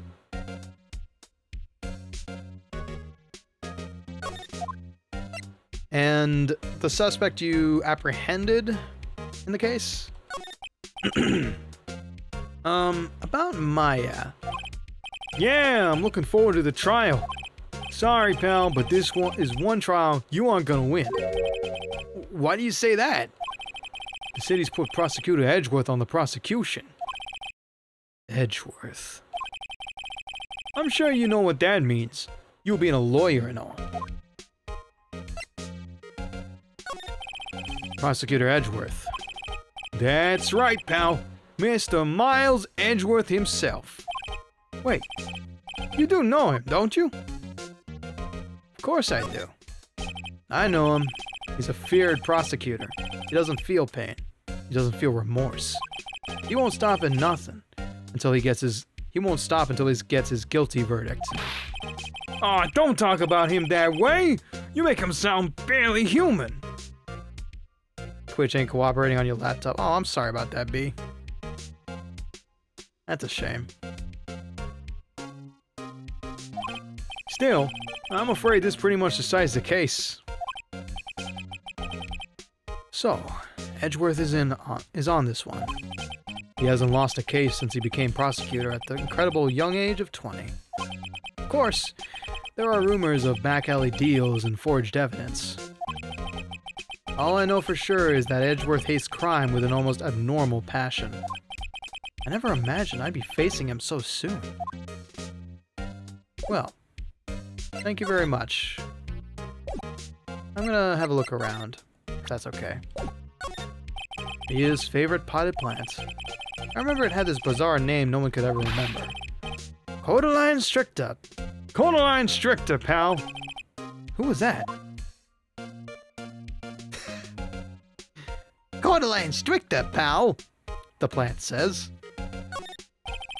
Mia's desk. Perfectly clean as always. The only thing it's missing is... Mia. There's a horrendous amount of legal books here. Scarier still is that Mia has probably read all of these. And you haven't, Mr. Lawyer. That's a problem. An old movie poster. Apparently, this was the first movie that made Mia cry when she saw it. I'll have to check it out one of these days. The sky is blue, and so am I. There's that hotel, right across the way. Not much to see here, I guess. They've scrubbed along this place. We can go ahead and take ourselves over to Grossberg Law Offices. What have I missed? We talked with Maya. She gave us a note to go visit Grossberg. And apparently there's a voice message of Mia's on her cell phone, but the detective is withholding it. And speaking of which, I should present that to him. I was wondering, did you see Maya Faye's cell phone? Oh, that? I have that. You think you could give it back? Sure! I mean, wait a second, pal. Tricky lawyer! Uh-oh, he's on to me. Tell him straight. Don't lie to a detective. I tell him why I want it, there's no way he'll give it to me. Something the matter? Oh, no, it's just, you know, detective. Nope, I know nothing, pal. That cell phone has a lot of numbers on it. Like her boyfriend's. The cell phone holds all a little girl's sweetest and spiciest secrets. You're trying to confuse me. Sorry, pal. I already checked all the numbers in memory. Impressive. You're quite the detective. Uh-huh. Oh, here, you can have the phone back. There weren't any suspicious call records in there, after all. Seems you didn't notice the recorded conversation. Maya's cell phone received from Detective Gumshoe. Yeah, I don't get it either. Not every girl's phone is like that, you know, right? Hell, some guys' phones are even worse. Not mine, obviously.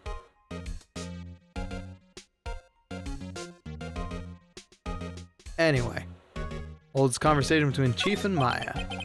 Check the court record to hear the recorded conversation. I guess I'll ask all the questions I need to. Yeah, he's not the brightest tool in the shed. That's why I said his intellect does not match mine. You all done, pal? Yes. Thank you. I'll be heading out now. Oh, wait. One more thing I wanted to mention to you. I don't suppose you're planning on talking with that witness. Anyway, you better not. No influencing the witness with your lordly ways, pal. He does got hard. Come to think of it, I've completely forgotten about her. The witness? Yeah, Miss April May. I'm sorry about this, but I can't tell you anything about her. Well, you just told me your name. Miss May, huh? So, you've sent her home already then? You're trying your loyalty tricks on me now. Excuse me. She's not to go outside her room until the trial.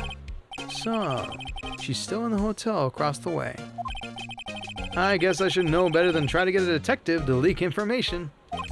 You got that right, pal. Time to pay a visit to Miss May. Alright. Yeah. No.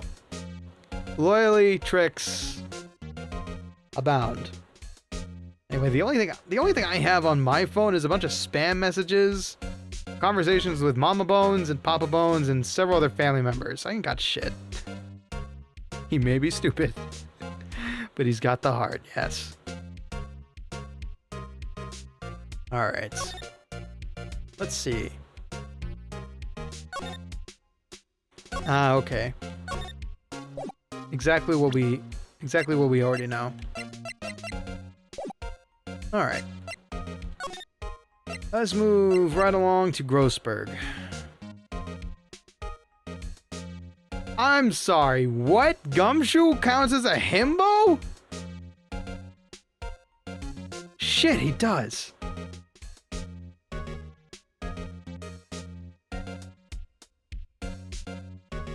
Oh, god damn it. Thanks, Tony, for ruining my favorite character for me. To be a himbo, you must have 3 qualities: pure of heart, broad of chest, dumb of ass. Thank fuck I only qualify for the first 2. Moving along. Grossberg.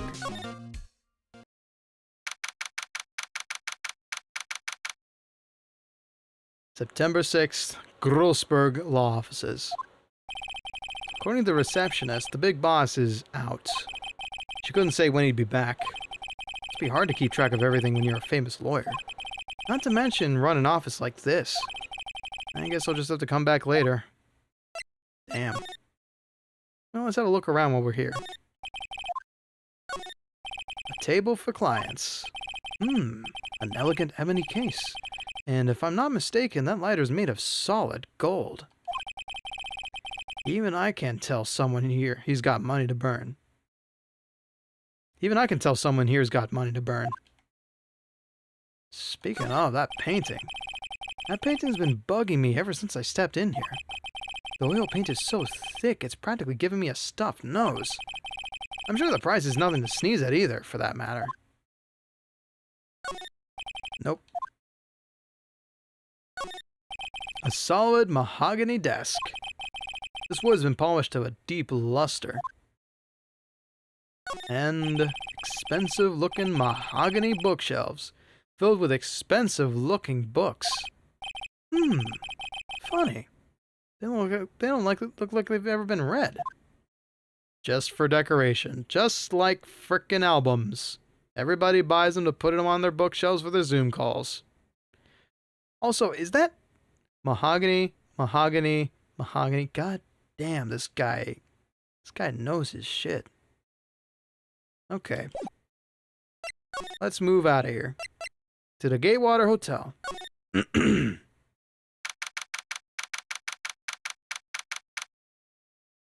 September 6th, Great Gatewater Hotel, room 303. Ah, well, hello there, handsome. Hi. Smooth, right? Real smooth. Nice, B. Good luck on that. You're the lawyer, ain't you? The detective told me. He said, don't say nothing to that lawyer, pal. Oh. I do not want to say that. Hey, thank you. Thank you, brother. Much appreciated. Y'all have a good night.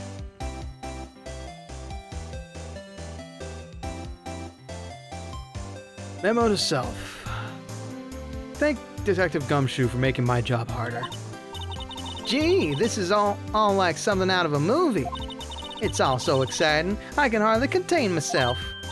Oh, let me go freshen up so I can look the part of the beautiful eyewitness.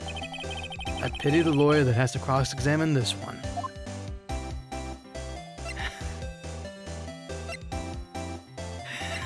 I never thought I'd have to say that. Hello? What's this poking out of the drawer? There's a screwdriver stuck in this drawer. I wonder what's inside. Let's take a look. Hey! What are you doing? No touching. Oh, not saying that. You really shouldn't pry around other people's rooms, you know. You wouldn't want to make me upset, would you? Upset? I thought she was going to explode for a second there. I wonder what could have been inside the drawer. Just looking at the flower pants. The flowers are fake, as expected. I know sunflowers and tulips, but that's about the extent of my floral knowledge. Ah, still scene painting. Wait, should that be still life? Whatever. One of those is hanging on the wall. Southern Gal doesn't really fit. Alright, what is the request from the peanut gallery? Happy schoolgirl? Oh, god damn it.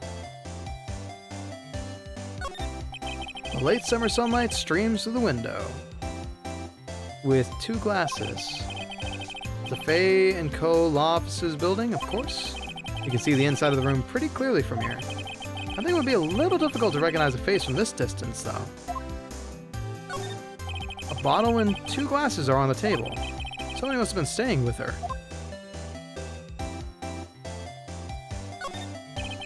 Peppy schoolgirl. Define peppy schoolgirl. Simple bed. It's been recently made. Nothing eye-catching there.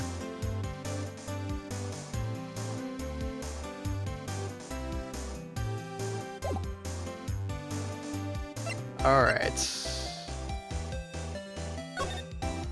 What you witnessed. Do you think it'd tell me something? I need you to describe what you observed at the time of the incident. Ooh, observe! Incident! You sound just like a lawyer in the movies. I like a man with big vocabulary. Better not encourage her. You know, that thing that happened the other day, the bad thing. What did you see when it happened? Very young. Yeah, me too. I don't like flirty people. I don't suppose you could tell me about it. Pretty please? Let me see. Well, dream on. If you want to know, you'll just have to come to court tomorrow, Mr. Lawyer. Oh boy.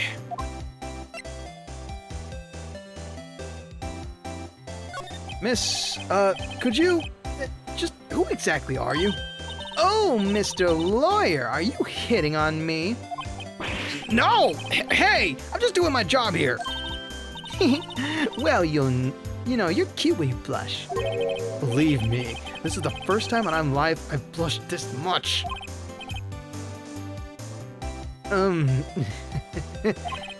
Right. Could you just tell me what it is you do? Well, no. And you've had your little hopes up. And you had your little hopes up, didn't you? Oh, boy. Yeah, I know. I can imagine. I can imagine. There's more definitive lines in certain places. This room. I can see that there are 2 glasses on the table. Is somebody staying here with you? Oh, what an amazing powers of observation! You must be one of those famous detectives, like on television. Oh, no, not me. I'm, just a lawyer. Say, Mr. Big Detective, why don't you go look for clues in the garbage? Miss May doesn't like nosy little lawyers. Oh, boy. Ain't nothing gonna come out of her except yap, yap, yapperoo, so... I think...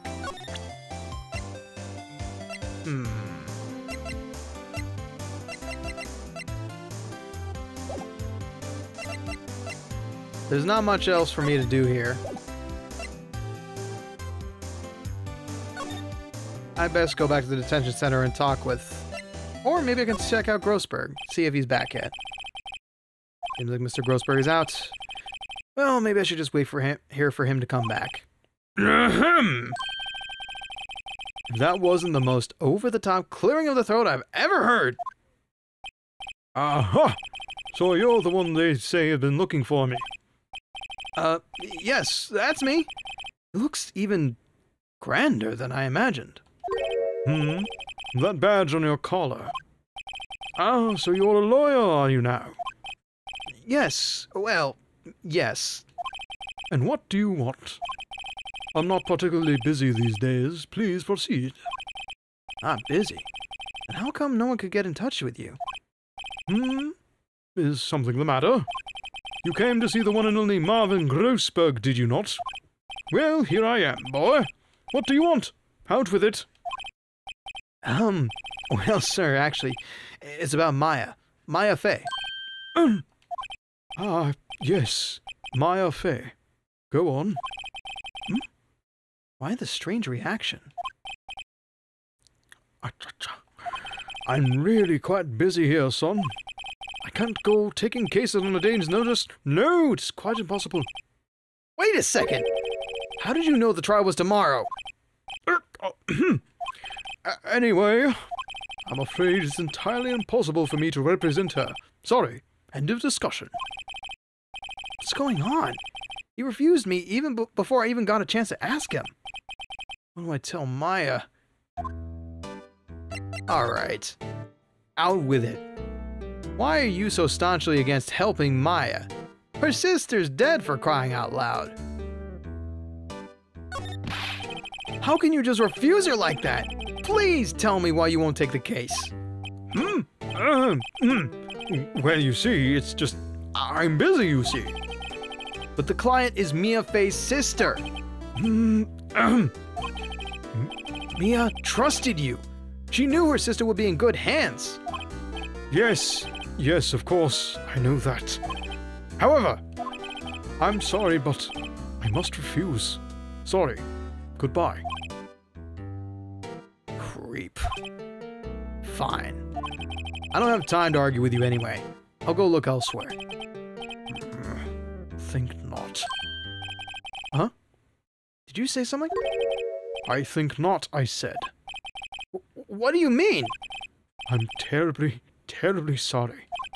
But I'm afraid that no lawyer worth their salt will take on this particular case. Terribly sorry, my boy.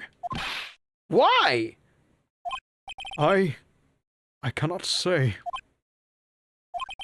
I beg your pardon, but could you leave now? I've got nothing more to discuss with you. What's going on here?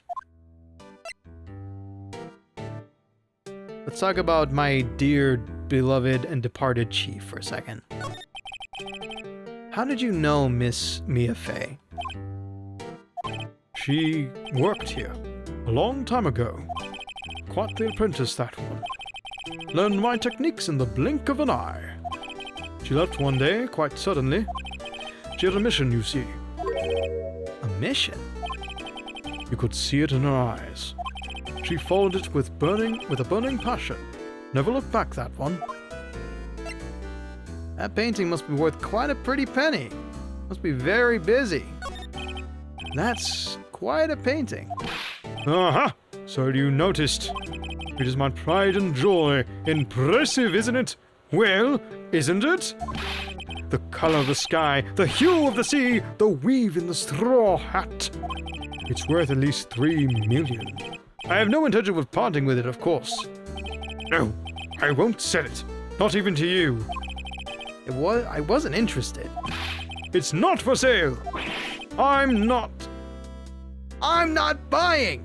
Jeez.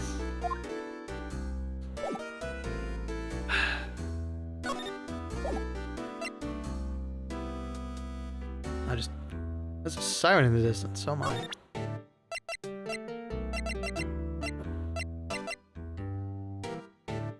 Alright.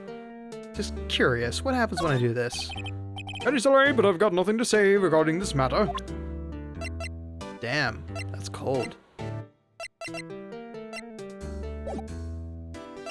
Alright, there's nothing much to see here. I'm gonna have to go talk to Maya then.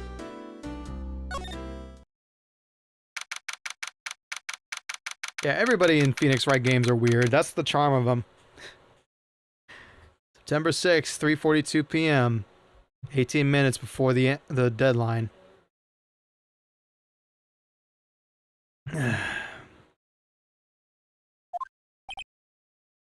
Hiya.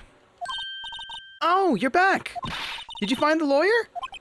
Well... What do I tell her? Well, see... Just be honest. I really don't think you should use that guy. He didn't seem healthy. He was all skin and bones. Hey, what's wrong with being bones, huh? Right. What's wrong with being bones, I'm no skin and bones. I'm an even lesser man than that. Right? Yeah, that's what I thought, tough guy. What really happened?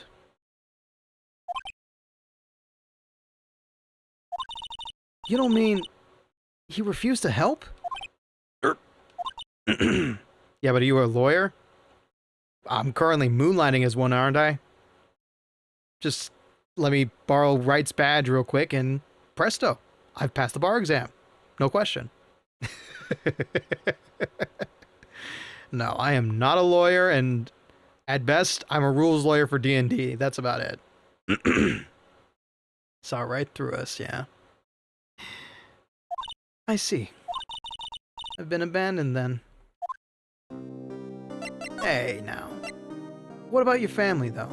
You gotta have extended family, cousins, other acolytes. What about your family? I only had my sister. My father died when I was very young. Hey, yo, Sky! Welcome on in!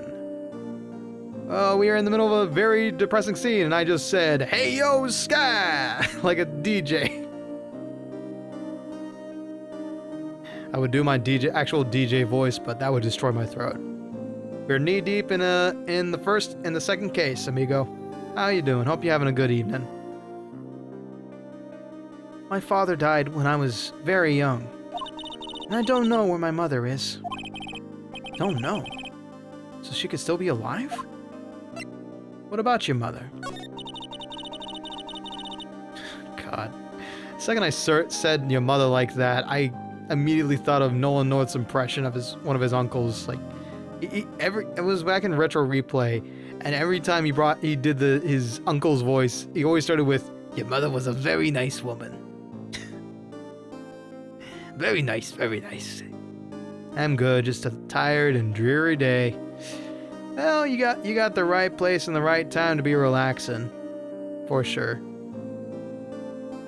The women in my family have been mediums for generations. They say a lot of spiritual power runs through in our blood. About 15 years ago, our family was involved in an incident. There was a man, and he ruined our mother's life. Ruined? After that, she disappeared. Several years after that, my sister announced she would become a lawyer, and she left the mountain. Nice. Congrats, Tony. So, you live by yourself? Yes, I've gotten used to it. Oh, also, I had to become independent, or I would lose my powers. I feel bad for her, all by herself up on that mountain. That she is. We protect her with our lives. Your mother's enemy. So, who is this man who, ruined your mother? About 15 years ago, there was an unusual murder case. It made quite a stir. Everyone was talking about it, apparently. The police were running out of leads, and they were getting desperate. Wait, they didn't use a spirit medium, did they? The police convinced my mother to try and contact the victim. Wow, so what happened? The case was solved. We thought. You thought? The man my mother helped the police capture was innocent. The police's consultation with the medium had all been carried out in secret, of course. But a man found out about it and leaked it to the press. He told all the papers that my mother was a fraud, and the media jumped on it big time. She, my mother, became the laughingstock of the nation. I see. White. Excuse me? White? That was his name. My sister told me. White?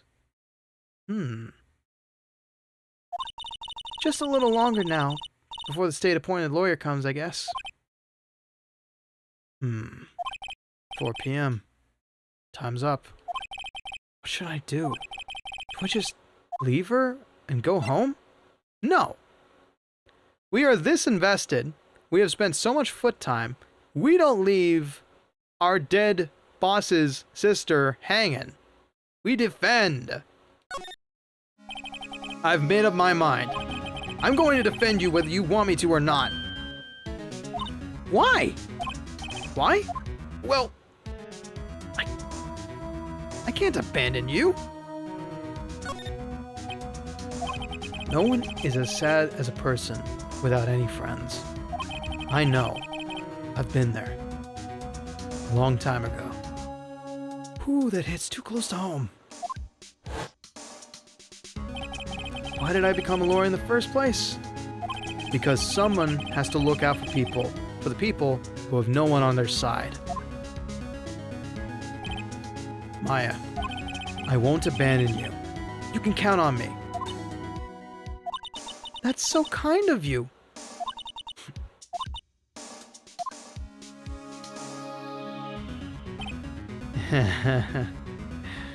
Yeah, I'd probably feel the same way.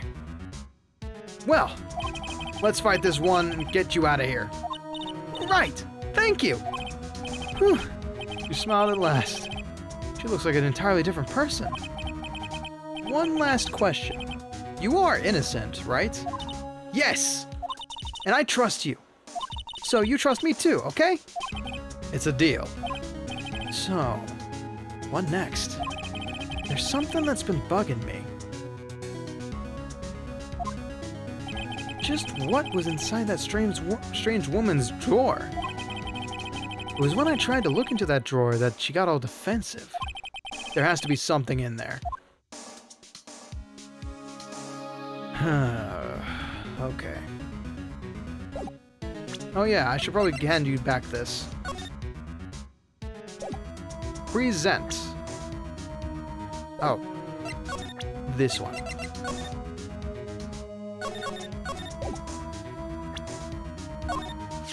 Hey, I got your cell phone back. Oh, say, can I listen to my sister's voice? Yeah, sure. Maya's eyes closed. She listened to every word with such intensity. Before long, tears began to roll down her cheeks. Thank you. Yeah, no problem. Alright. I guess we got nothing else to do except try to get back to the Gatewater Hotel. Maybe we can sneak in there. Oh no. I've told y'all I have a customer service voice, right? I hope you're prepared to hear it. Good afternoon, sir. Excuse me, you are... I beg your pardon, sir. I'm the bellboy of this establishment. At your service, sir. Oh, right. I've just come up to deliver room service, sir. Do you know where Miss May might be? Ah, I believe our guest, Miss May, is currently using the, facilities. If you have no need of anything, I'll now be taking my leave. Please, stay as long as you like. Enjoy. Yeah. Wait. No, hey! I hate using it, but damn does it work. Why does it seem like every time I come here, I end up embarrassing myself? Wait, now's my chance to snoop around a little bit. Ah! I almost forgot. Ah! You came back quick! Might I ask you to inform Miss May that there is a message for her? Please tell her that Mr. White of Blue Corp phoned. Oh, right, sure. Mr. White of Blue Corp? Where have I heard that name? White. That was his name. My sister told me. Yep, the same snake. White was the name of the guy who ruined Mia and Maya's mother. Could it be a coincidence? Time to check this one out. There's a screwdriver sticking out of that half-open drawer. Now's my chance. Does everyone sound that different when using a customer service voice? Yes. Pleasantry will get you everywhere in customer service. I tried not to use it as much as I could, but when it came to first meeting clients, that was the voice I defaulted to. as we went on, if I felt like I needed to keep the service voice, it stays. And if I don't, if they like me being more chummy, then it drops a little bit, but never to where I'm like conversation with y'all. How's my chance to see what's inside? Huh. What do we have here? Oh, you're gonna hate yourself if you do that to yourself, B. A wiretap. What would a woman like her be doing with a thing like this? Wiretap added to the court record. Found in Miss May's hotel room. There's definitely something suspicious about this Miss May. Why would she have something like this in her hotel room? There's a story behind all this. I know it. Alright. I'll be using this bit of evidence in tomorrow's trial. That's for sure. For Maya's sake. I'll get this to this woman. I'm not saying that. I am not saying that. Yeah, I know what you mean. Right. I know what you mean. Oh, bellboy! Still there? Oh, time to scram. I look forward to tangling with you tomorrow, Miss May. In court! I actually scared Mom and Stepdad with it once. Like, who are you and what did you do to my daughter type shit. Save my progress? Yes, please. Oh, this is gonna take a hot minute to finish now, ain't it? Well, unfortunately, my voice is threatening to give out after 2 hours. I don't know if it'll survive the courts scene. Should I wrap it up with the courts? Or should I call it quits here?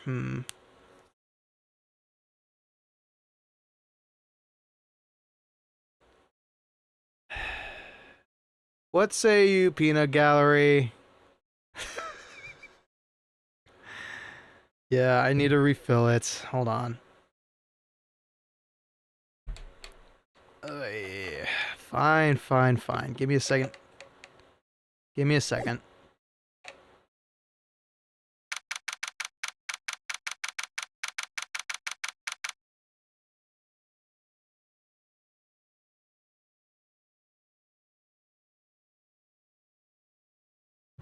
All right, all right. We're doing this. And I gotta go grab something to eat. September 7th, 10 a.m., District Court number 1. There he is. Court is now in session for the trial of Miss Maya Fey. I'm gonna go ahead and do something really quick, though. I am going to adjust my reverb in case I need to use it again. Yeah, go get some food if you need to. This stream is still going to be going for a little bit.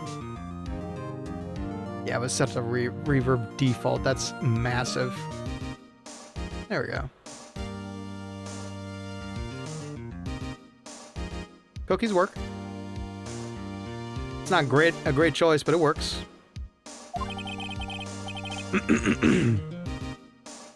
The prosecution is ready, Your Honor.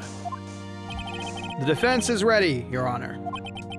Miles Edgeworth. I better not show any signs of weakness today, or he'll be on me in an instant.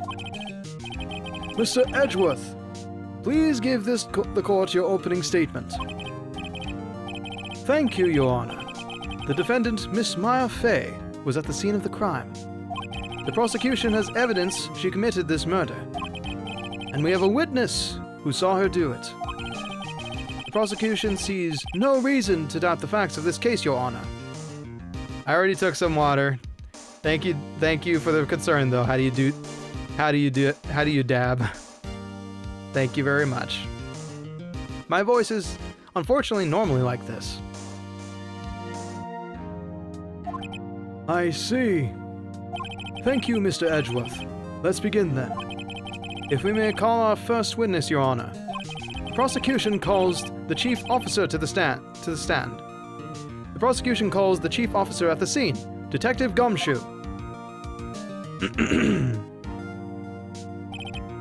Witness, please state your name and profession to the court. Sir, my name is Dick Gumshoe, sir. I'm the detective in charge of homicides down at the precinct, sir. Detective Gumshoe, please describe for us the details of this murder. Very well, sir. Let me use this floor map on the office to explain.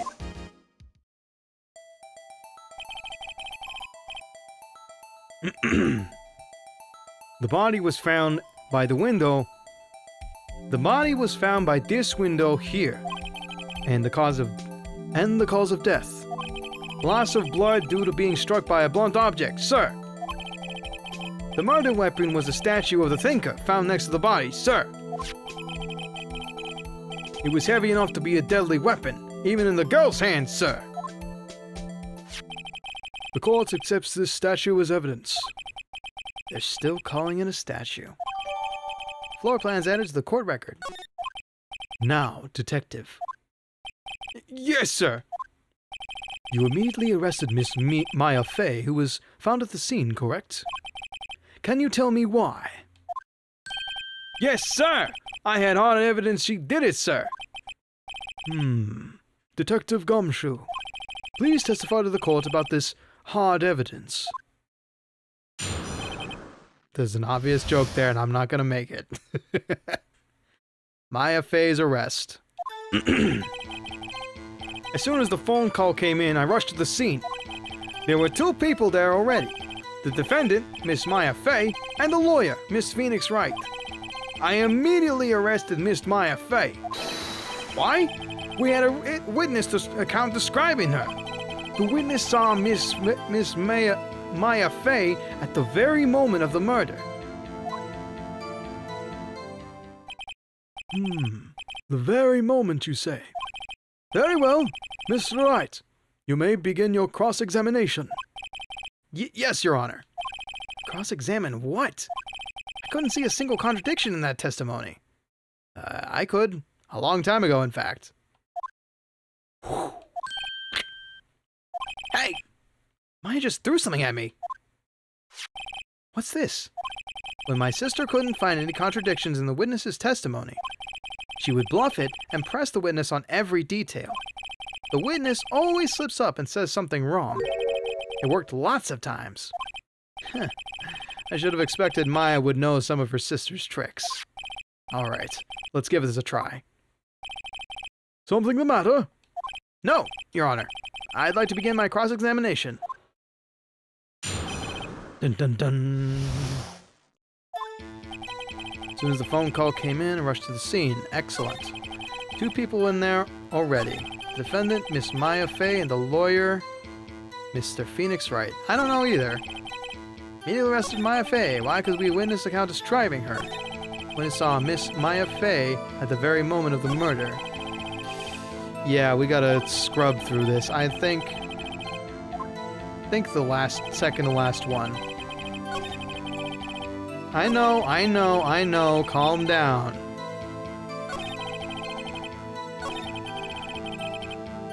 Press on that real quick.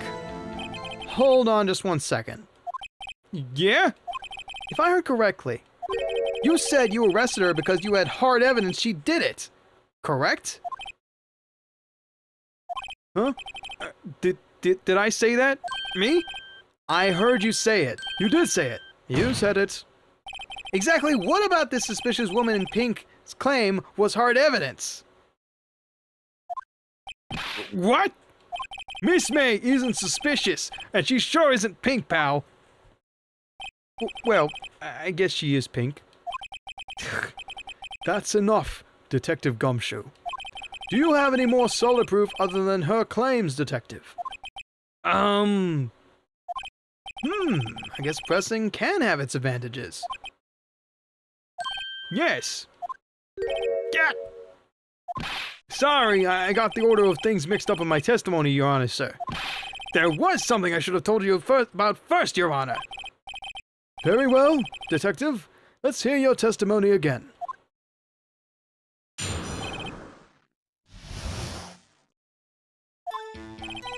After securing the suspect, I examined the scene of the crime with my own eyes. I found a memo written on a piece of paper next to the victim's body. On it, the word Maya was clearly written in blood.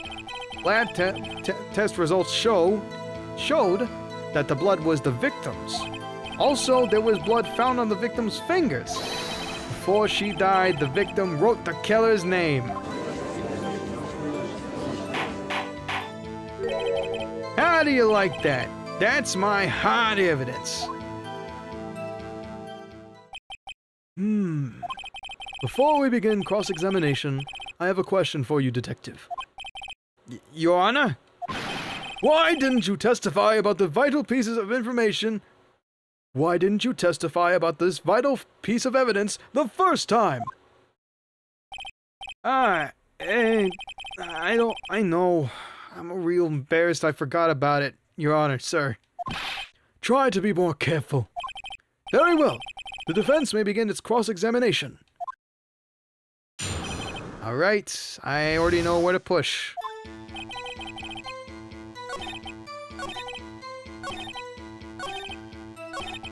Before she died, the victim wrote the killer's name. Good Sir Dick Gumshoe. May I present to you some contradictory evidence to the fact she wouldn't have been alive to write her name in blood.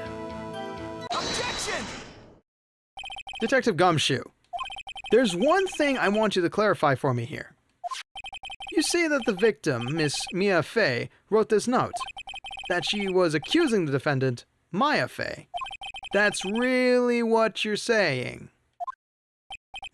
What? This isn't one of those lawyer tricks now, is it? Of course she wrote it! Who else could have? You have it backwards, Detective. Backwards? The victim is the only person who absolutely could not have written it.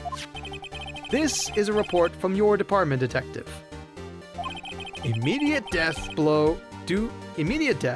due to a blow from a blunt object.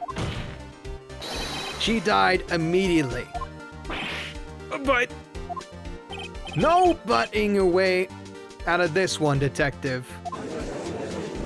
Nice trench coat. Order! Order! The defense has a point. Someone who died immediately wouldn't have had the time to write anything down. Objection! Mr. Wright, I beg your pardon, but when exactly did you obtain that autopsy report? Here comes the meme, damn it. When? Day after the murder. It was the day after the murder. Prosecution's point being? That autopsy report is outdated, Your Honor. What? A second autopsy report was performed yesterday at my request. Death was almost immediate due to a blow from a blunt object. But there is a possibility the victim lived for several minutes after the blow. I received these results this morning. No way! Your Honor, it is quite easy to imagine that the victim did have the time to write Maya. That is all. I see. When were they given to the other lawyer? Because this is Phoenix Wright logic, and they pull out evidence when you least fucking expect it. I see. Damn you, Edgeworth. I should have known you'd have something up your sleeve. I know it's not how it works in the US system. It's a game. Let it go, folks.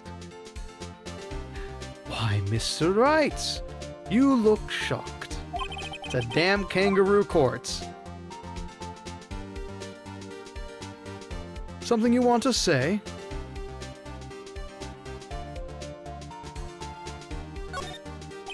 Mr. Edgeworth, I've heard there's nothing you won't do to get your verdict. What reason could you possibly have to request a second autopsy report? Mr. Wright, the defense will refrain from personal attacks on the prosecution.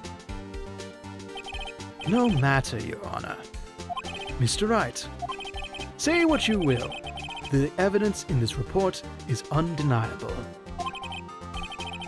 Your Honor, I submit this report to the court. Understood. The court accepts the evidence. Died from a blow by a blunt object. May have lived for a few minutes after being hit.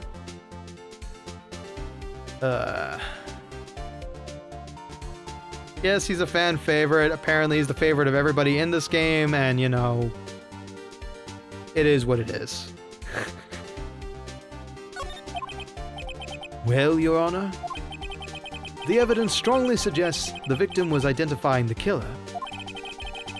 I suppose that's the obvious conclusion, yes? Darn, this isn't good. The prosecution would like to call its next witness. This poor, innocent girl saw the murder with her own eyes. Let the witness, Miss April May, take the stand. Exactly what part of her is innocent?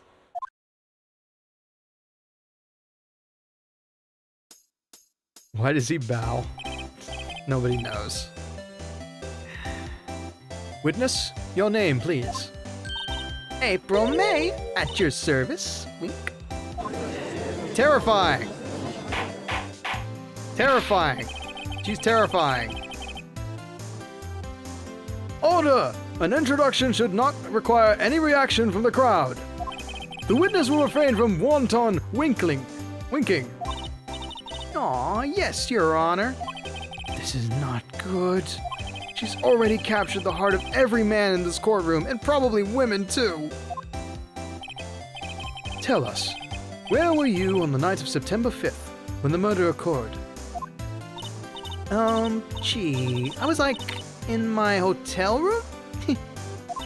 I checked in right after lunch. And this hotel is directly across from Fay & Co. law offices. That's right, big boy. Thank you. I know, Tony. It's an accurate reproduction of the game. Please testify to the court about what you saw.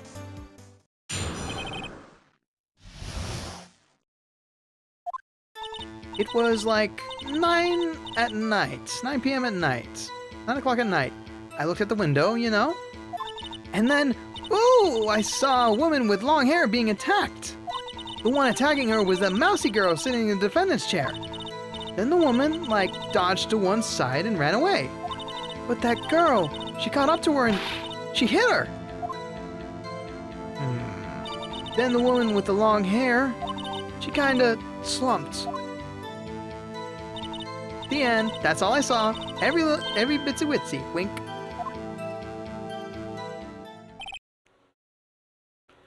Yeah, so am I, B. And I have to voice her.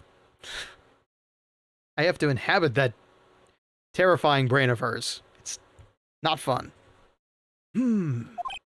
Well, Your Honor, I see. It is a remarkably solid testimony. I don't see the need to trouble the witness any... Wait! Your Honor!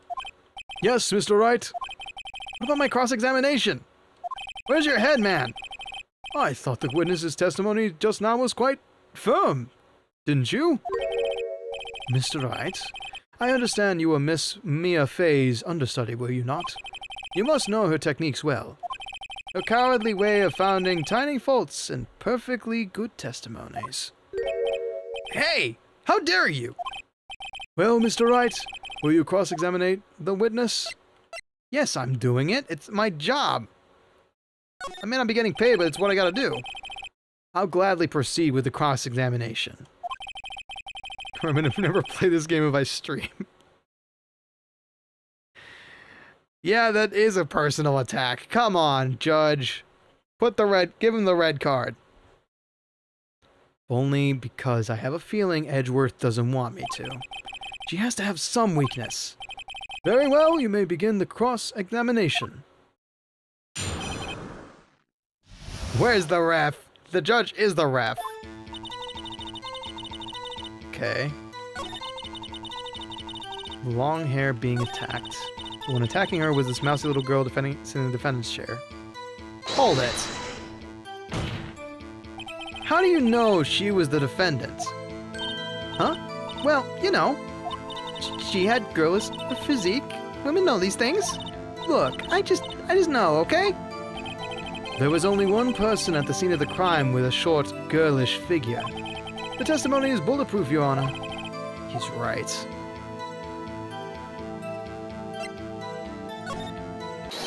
Hold on a minute. That testimony stinks. This is premature. Miss May, I'm willing to bet that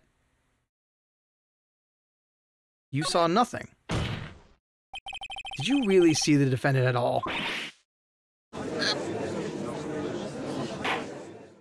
Mr. Wright, what is the meaning of this? Yes, what's the meaning? Somebody tell me, because I'm clueless. About this, I mean. Okay.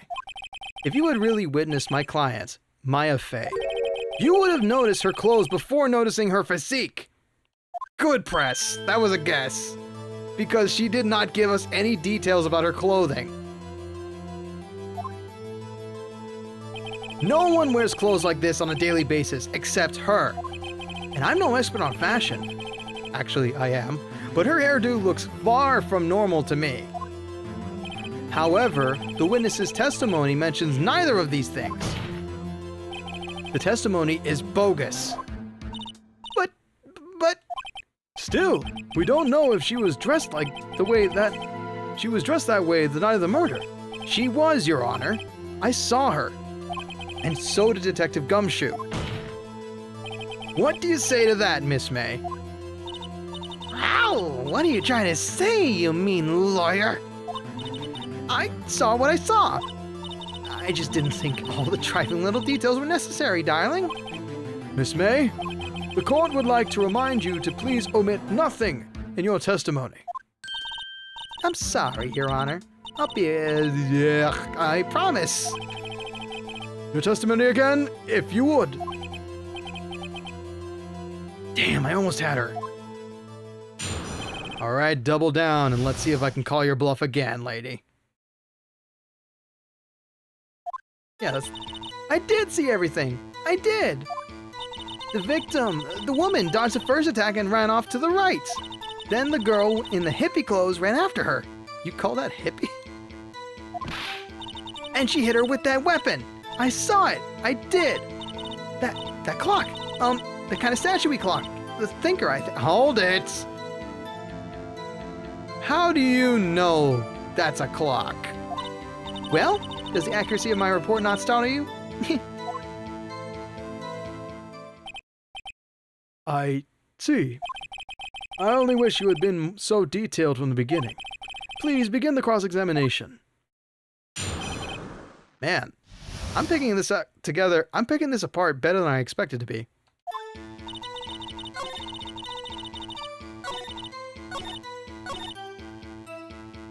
Hold it. A clock? Didn't this come up in another testimony recently? Well, don't look so sour, Mr. Lawyer. You can't win them all. No, but I have a feeling I'm onto something now. Presents. Objection! Hold it! Objection! Miss May. What you said just now was quite revealing. Revealing? Oh, you'd like that, wouldn't you, naughty Mr. Lawyer? You just said that this statue of the thinker was a clock. But there's no way of knowing that just by looking at it. Another person in much same position as you recently called this a clock too. Another person in much the same position as you recently called this a clock too. Wow, I cannot speak now. And he was found guilty of murder. Order! Order! Miss May, can you explain how you know this was a clock?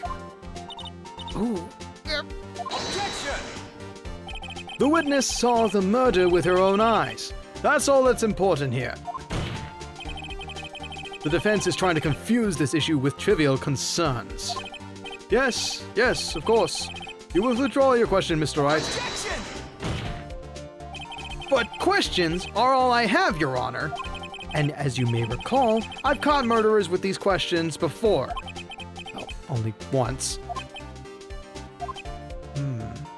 Yeah, but knowing what it is from across the street... Exactly! There's so many obvious holes in her testimony now. Objection sustained. You may continue to question the witness. Whew, that was close. If he had stopped me there, the trial would be over. Oh, what? So, what happens now? What happens now is you answer my question. How did you know it was a clock? What? That's... because I heard it? Yes, I heard it say the time. So, you've been to the law offices of Fay & Co. No! Hey, I didn't do that. Why would I go there?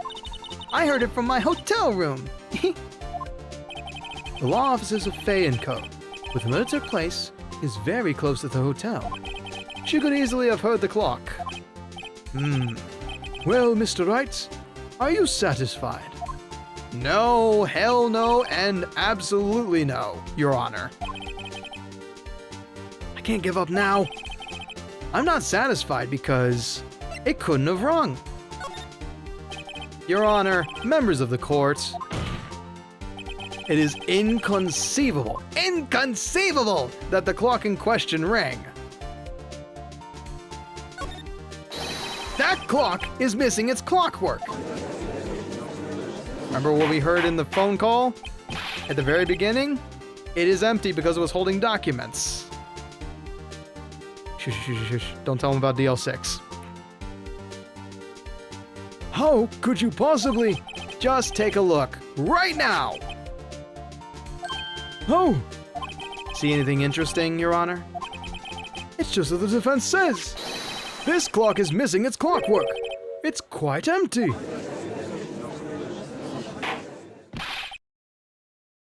Mr. Wright, would you care to explain the court what the meaning of this? It's as you can see. The clock was empty. It couldn't have rung. Therefore, this witness is a big, fat liar. Fat? Well, Miss May?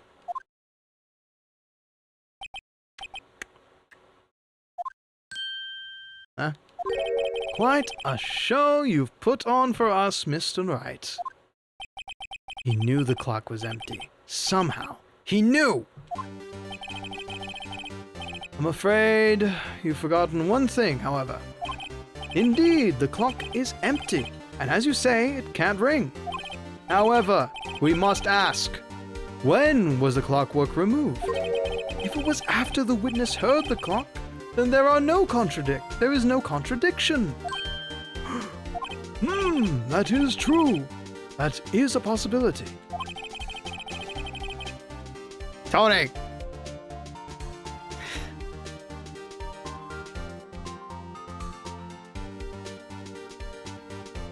I knew that answer, but strike one.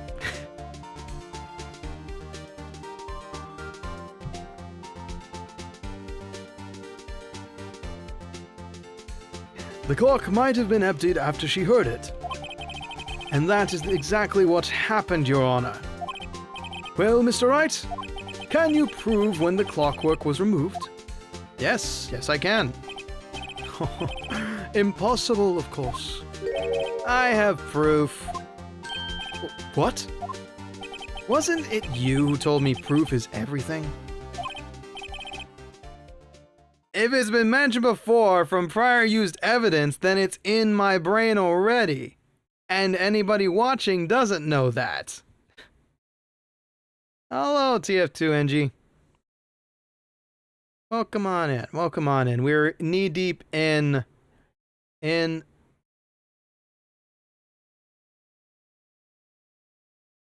a case.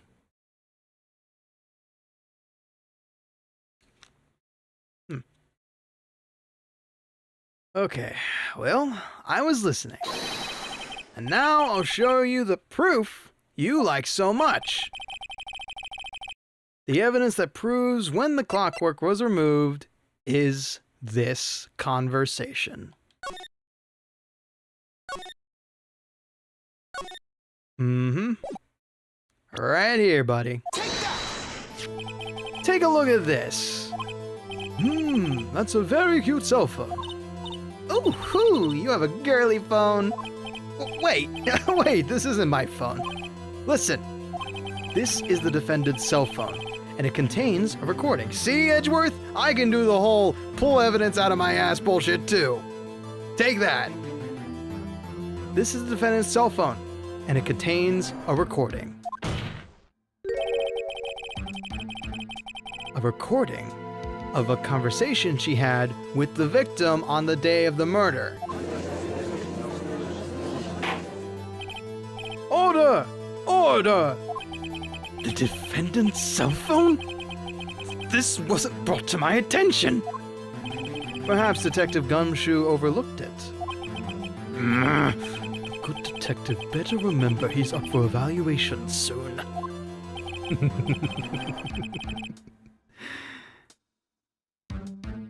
All this game, I hate May. There's no changing my mind. You're not wrong. I gotta say, I'm starting to feel bad for the big fella. Let's hear the conversation. Alright, let's see if I can do this bit real quick. So, you just want me to hold on to the thinker for you then? If you could. I should probably tell you, the clock isn't talking right now. Huh? It's not working? That's lame. I had to take the clockwork out. Sorry. September 5th, 9:27 a.m. Cold, hard evidence. Your Honor, I think this makes it clear the clockwork was already gone by the time this was recorded. Which was well before the witness even arrived at her hotel.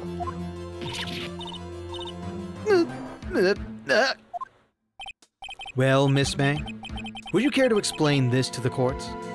Yeah, the defined angles in this game are spectacular, making hands look massive. It's crazy. Just how did you know that the weapon was a clock?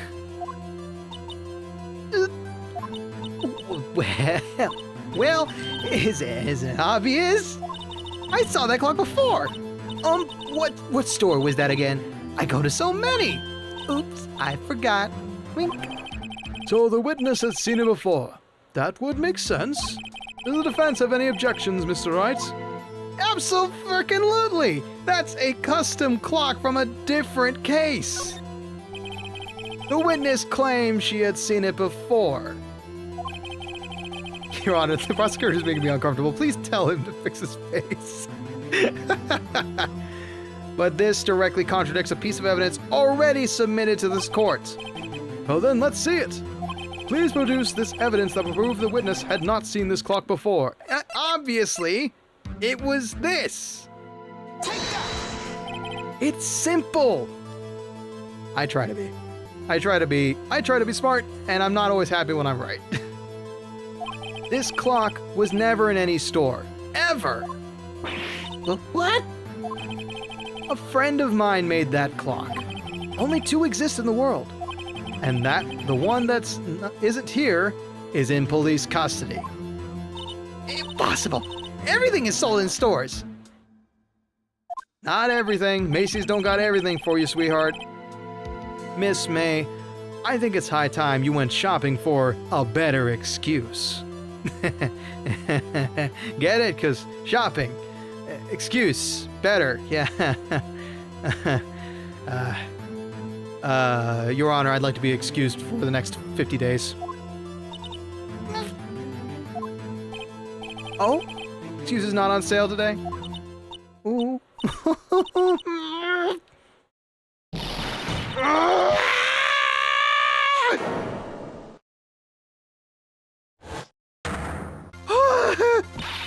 What is it to you, porcupine head?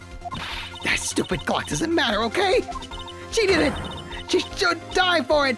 Die.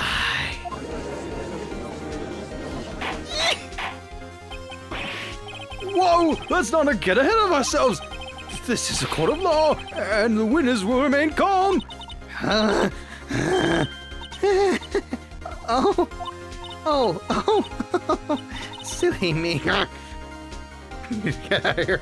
We gotta solve the case, B. Stand firm. Did I like, lose it? I guess I did. Scary. Miss May, let me ask. Tell me, how did you know the weapon was a clock?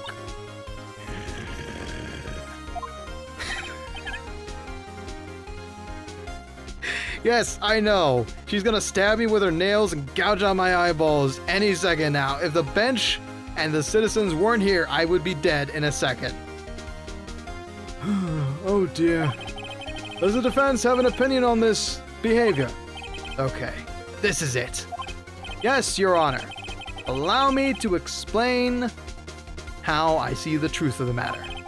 Miss April May, you knew the weapon was a clock because you had heard about it. Hey, the back of my eye sockets don't feel particularly great either when nails the size of Kentucky are going across them. The witness never held the clock in her hand. However, she had heard that it was a clock. She heard. That is correct, Your Honor. There is no other way she could have known the Tinkerer was a clock. And I can show you the proof. Well, this is interesting. Let's see it then. Show me evidence proving that the witness had heard the murder weapon was a clock. Oh, a little something we in the biz like to call a tap. Tappity tap tap wire tap. He's a Skyrim specialized skeleton in noir clothing and he's... Yes, we don't need to explain black magic. Yeah, we're doing it to him. Have a look at this. That? I found this in Miss May's room. I illegally entered her room and found this handy piece of evidence. I'm not really helping my case here, am I? Mr. Wright, please explain to the court what this is. Miss April May, you were tapping the victim, Miss Mia Fei's phone, were you not?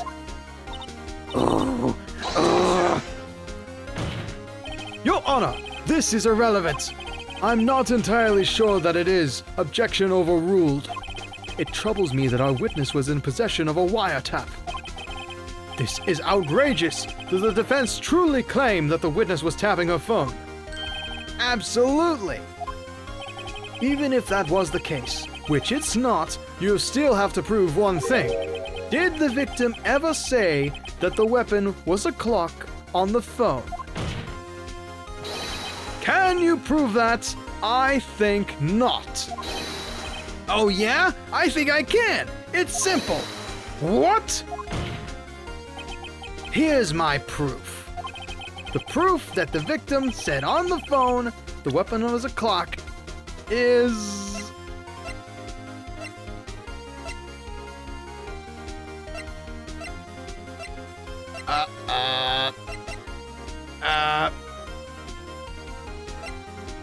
Wait. Is it just the phone again? Pretty sure. Yeah, there's no other thing that could be it. It's a clock, made to look like a statue, the thinker. It tells you the time. Yes, it should be just this.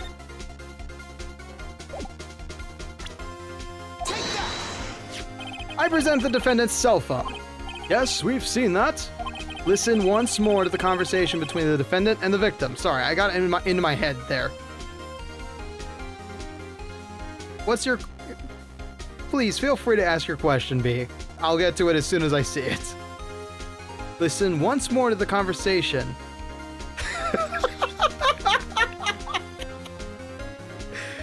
Yes!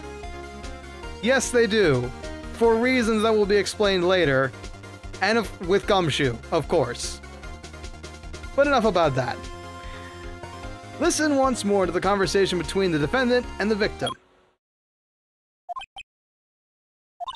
Mia, What's up? You haven't called in a while. Right. Voice changer, quote unquote. That's just holding my cup to my face. Well, actually, there's something I want you to hold on to for me. Again? What is it this time? It's a clock. It's made to look like that statue, the Thinker, and it tells you the time. Maya, you are the keystone to this entire case.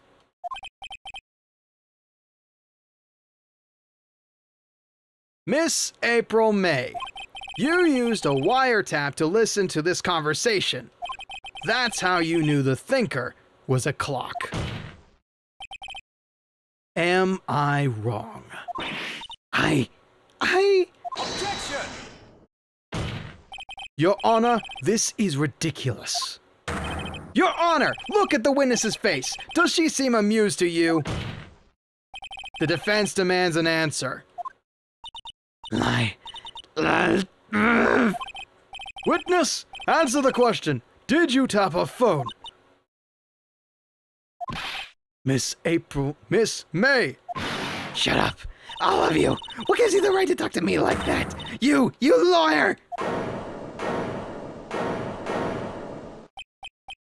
Yeesh. It's no fair. All of you ganging up on me like that. Oh, so I'm the bad girl, is that it? Is that it? Oh, That did it! The court's seen the real Miss April May now. Now to deal the final blow. Why the wiretap? Why did you tap her phone?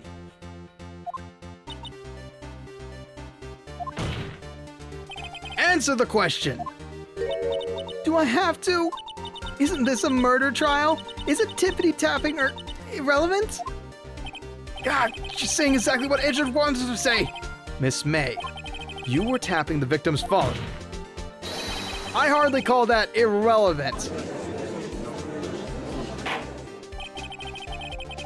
While the court does not condone this offense's tone of voice, he has a point.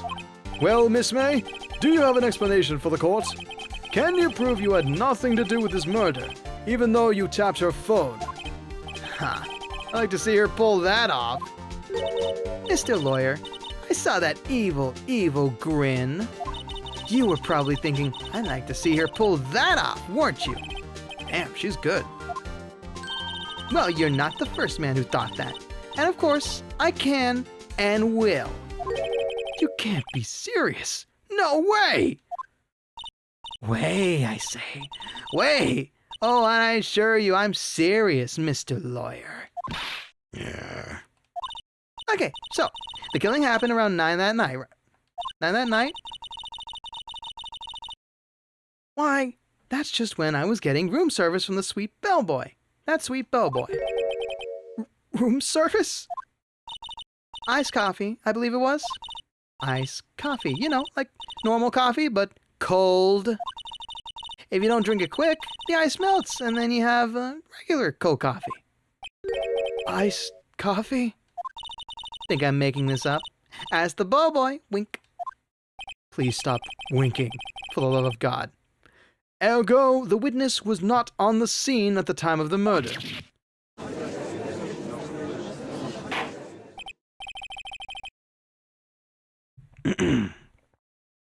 So, where does that leave us? It is my great displeasure to inform you that the witness appears to have been tapping the victim's telephone. However, that is a separate crime with no bearing on the current case whatsoever.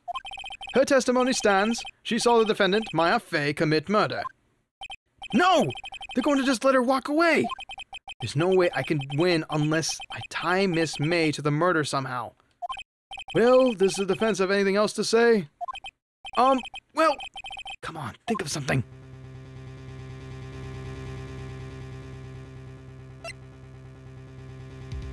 Well, I can only think there's nothing I can get out of her. So, calling the bellboy as a witness, I think I have an idea of what I can get him to say. The defense would like to call the hotel bellboy as a witness. There's something suspicious here, and I'm going to get to the bottom of it. notifications, something. Nothing to worry about. Okay, cool. I think you've sunken quite low enough already. I object to calling the bellboy. Why? What's your reason? Because I hold that the wiretapping had nothing to do with the killing. However, if you agree to one condition, I'll consent to calling this witness. Condition?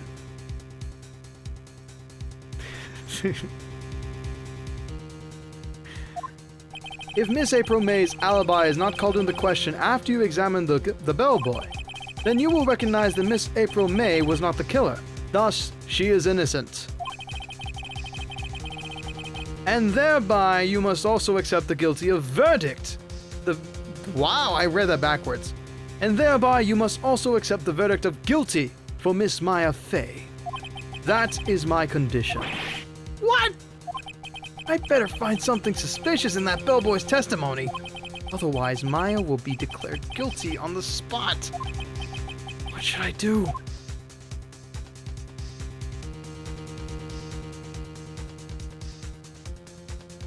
We fight until the end, Mr. Wright. Alright, I've got nothing to lose except for, well, everything. Testified he was there in the room with the room service. Now the bellboy, third person must. Oh, yeah. Understood. I accept your condition.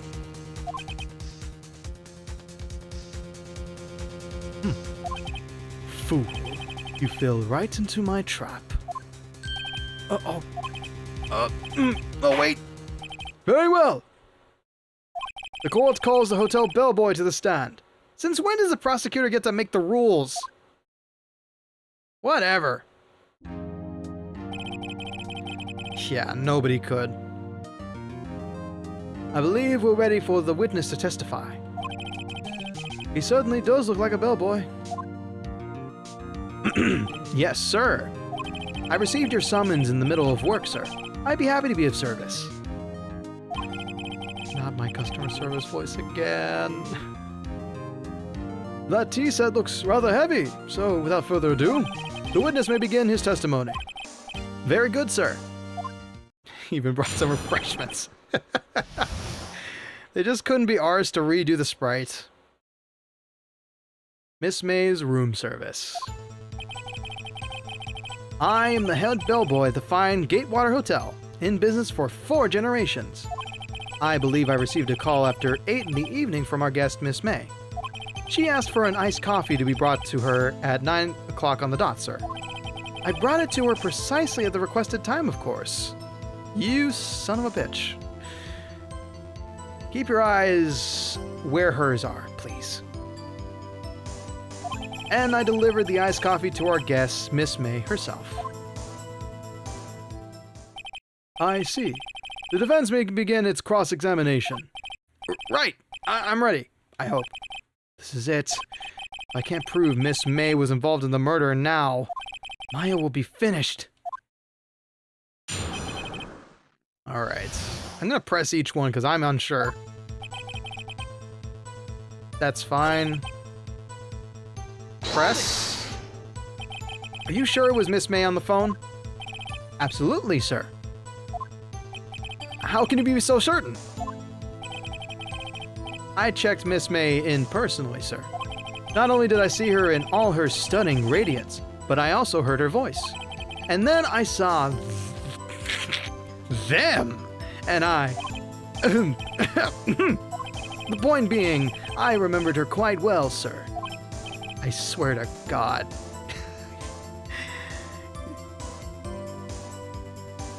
Yes?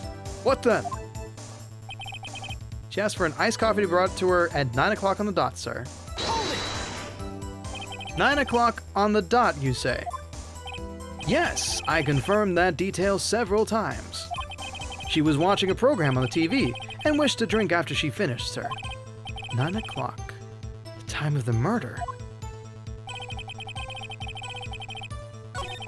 Hold on. brought it to her precisely at the requested time, of course. Precisely 9 o'clock, then. Precisely. Exactly. And most definitely, sir, 9 o'clock p.m. How can you be so sure? Miss May was quite insistent that it be brought then. Oh, bellboy, tee-hee, I'd like iced coffee at exactly 9 o'clock. Something like that, sir. Therefore, I knocked on her door at the crack of 9 o'clock, sir. Why would she be so particular about the time? And I delivered the iced coffee to our guest, Miss May herself. Okay.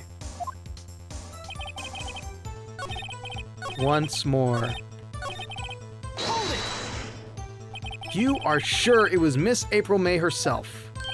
Absolutely, sir. Absolutely? Yes, sir. As in, so very absolutely, sir. It's an endearing mannerism of mine. How come you're so very certain? Well, when I brought the room service, sir, she, the guest, sir, favored me with, embarrasser, sir. Embarrasser? Is that French for embrasser? Embrace? Ugh. It's French for kiss, sir. But not a French kiss, sir. More like a peck on the cheek. Why would she have done that? I believe perhaps she was momentarily swayed by my prim demeanor, sir. It was a moment I shall never, ever forget, sir. Sounds pretty fishy to me. I think our Miss May was up to something and she wanted the bellboy to remember her. It's no good. There's nothing there.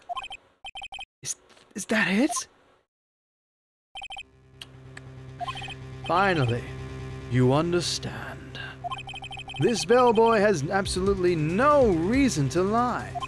Now, if you have any decency, you will end this rather tedious cross-examination here. Yeah, I'd have an issue with it too. Okay, who am I kidding? I would have an issue. I would be red in the face. Absolutely red in the face. A disgusting part of me would enjoy it, but I would be red in the fucking face and be really just run the exact direction about 1,000 miles. Just kick her out. Yeah, it would be really weird. It would be really weird.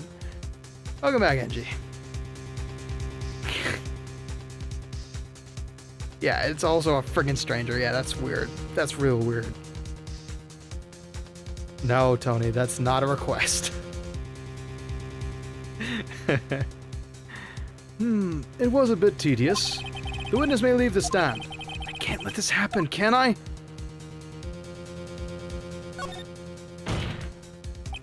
Wait, please wait. Yes, does the defense have something to add? One last question. Let me ask one last question. Your Honor, I must object. She halted that.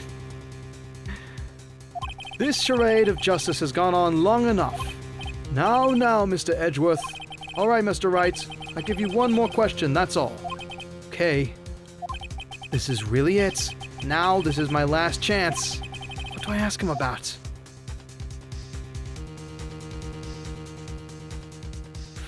Frick.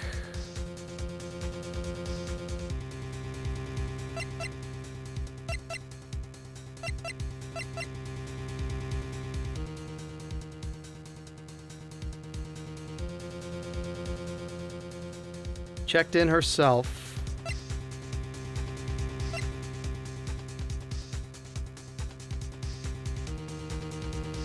The bed was recently made.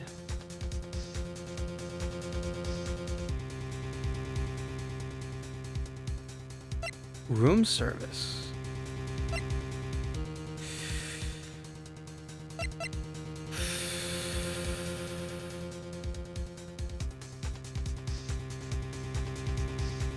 Okay, true. I can make a mistake. Check-in. Tell me about the check-in. Tell me about when you checked in, Miss May. Oh, all right. Very well, sir. My first thought was that she was a beautiful, beautiful person. She's just my type of girl, so it was a disappointment, really. I see. Excuse me, what exactly was a disappointment?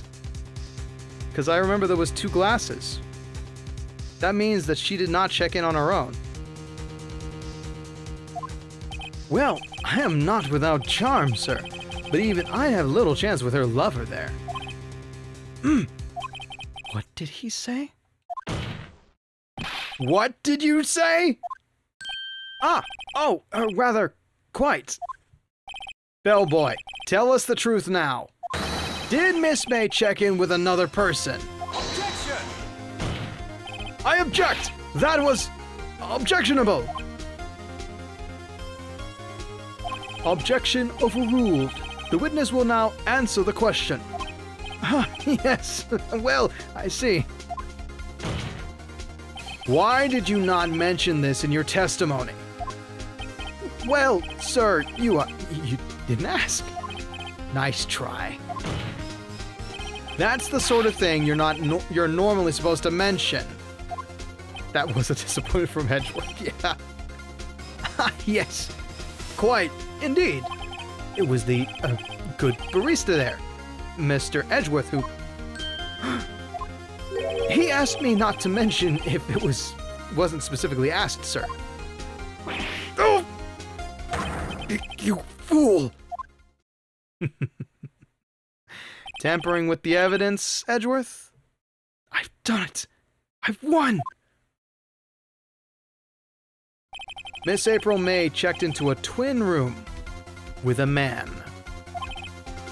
Correct? Yes, sir.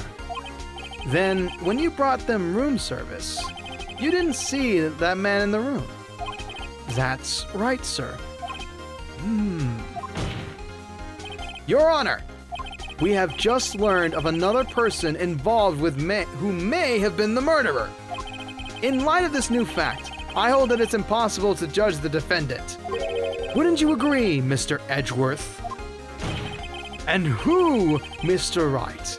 Who is this other person? Simple. It was the man with Miss May. The man who checked in with Miss May. Oh! Your Honor, as has been previously revealed, Miss April May was tapping the victim's phone. Yet Miss May herself has an alibi at the time of the murder. However, that does not clear the man that was with her. The bellboy saw no one else in the room at the time of the murder. My, what a convenient little setup. But it's too late. Too late? I suppose you'd like it if it were too late, wouldn't you? After all, it was you who hid the presence of the other man from this court. Ah! Upstart. Amateur. These accusations are ludicrous. Enough! The court acknowledges the defense's argument. I expect the prosecution and the defense to look into this matter fully. Am I understood? Yes. Yes, Your Honor. That is all for today for the trial of Maya Fey. Court is adjourned. Your Honor, the prosecution is doing that thing with his face again. That felt like 4 hours. Mr. Wright! You were amazing in there! Really? I think I might be your newest fan. Oh, I was just doing my job, you know? Then again, that other attorney was pretty cool, too. Huh? That face of his, with his eyes wide and his trembling lips. Finally, the second most hated character. Oh, come on! I know Maya's a bit of an annoyance as your partner, but come on. It sent shivers up my spine. If you say so. So, what happens with me? Do I get to go home now? Well... No, I don't think so. Not yet. Oh, I see. Don't get involved with them. You have to tell the rest of the fandom, too. But I got a great lead in today's trial. A lead? That man with Miss May. He's the key. Oh, I get it. What happened to Miss May after that? What happened to Miss May after that anyway? I heard they arrested her. I guess she's learning her charms won't work everywhere. She's probably at the detention center now. I may have to go down there later. Anyway, this case is far from closed. Yes, sir! I'm going to find out more about this man. Do you think he was the one who... Maybe so. Sis. Don't worry. I'll find him by tomorrow. I promise. I'm counting on you. I asked for a full record of April May's testimony. I thought it might come in handy during the trial tomorrow. But now that I have it, I'm not so sure. Most of her testimony was all lies. In fact, there's only one part that hasn't been stricken from the record. The victim dodged the attack, then ran to the right, but she was caught and struck. I don't know how much good this will do me after all now. I don't know how much good this will do me at all now. Anyway, time to hit the pavement and do some investigating. My favorite part. Think about burgers and make our course win. Maya doesn't belong in that detention center, and it's up to me to set her free.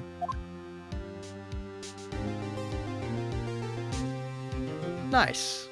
We end on a high note. Save. And now, for the love of God, can we please end for the night?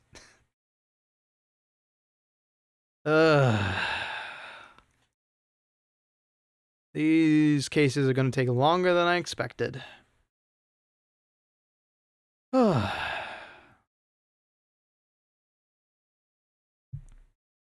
Hey, Ricky, if I ever get framed for murder, can I hire you as my lawyer? No. Hey, I'm a decent detective and investigator. A lawyer who has good knowledge of all the rules and regulations of the United States government? I am not. I assure you. I do not know enough about law to defend anybody, especially not myself in court. And I would need to pass the bar exam, legally speaking.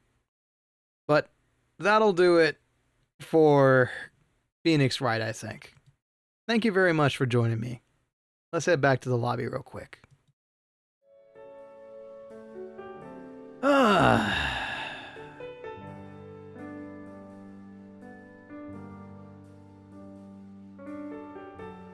Alright.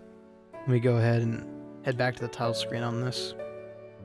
Quite welcome, quite welcome. I'm glad y'all could join me, and this, like I said, because my voice gets ripped out every session, will only be once every other week. So, don't get too...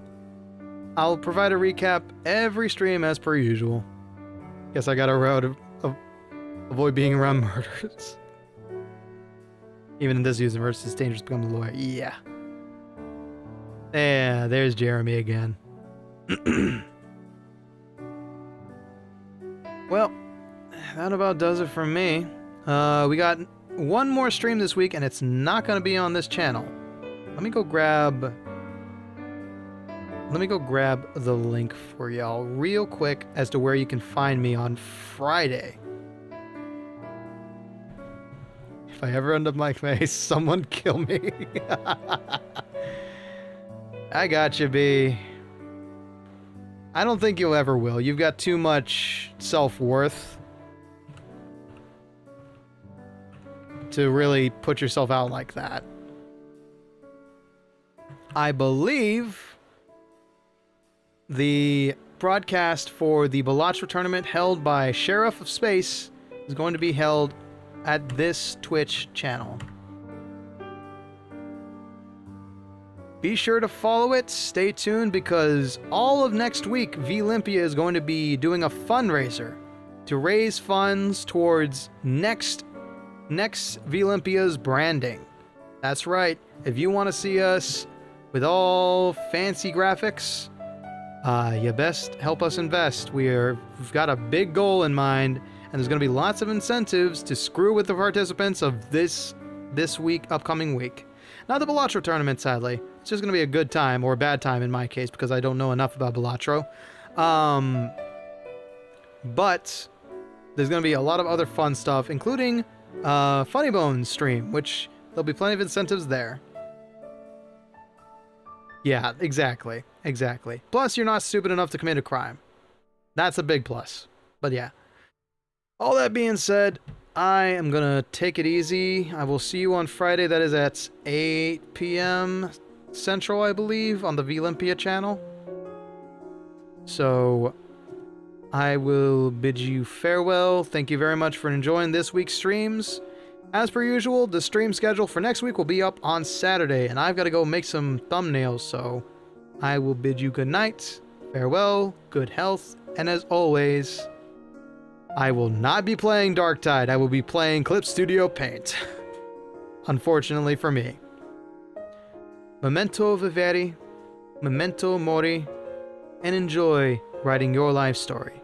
And for the love of God, don't be like, well, actually, all power to you if you feel like being April May and being confident about your body like that, but don't be an idiot. Don't do crime. And don't wind up dead. That's a bit great advice. See you next week.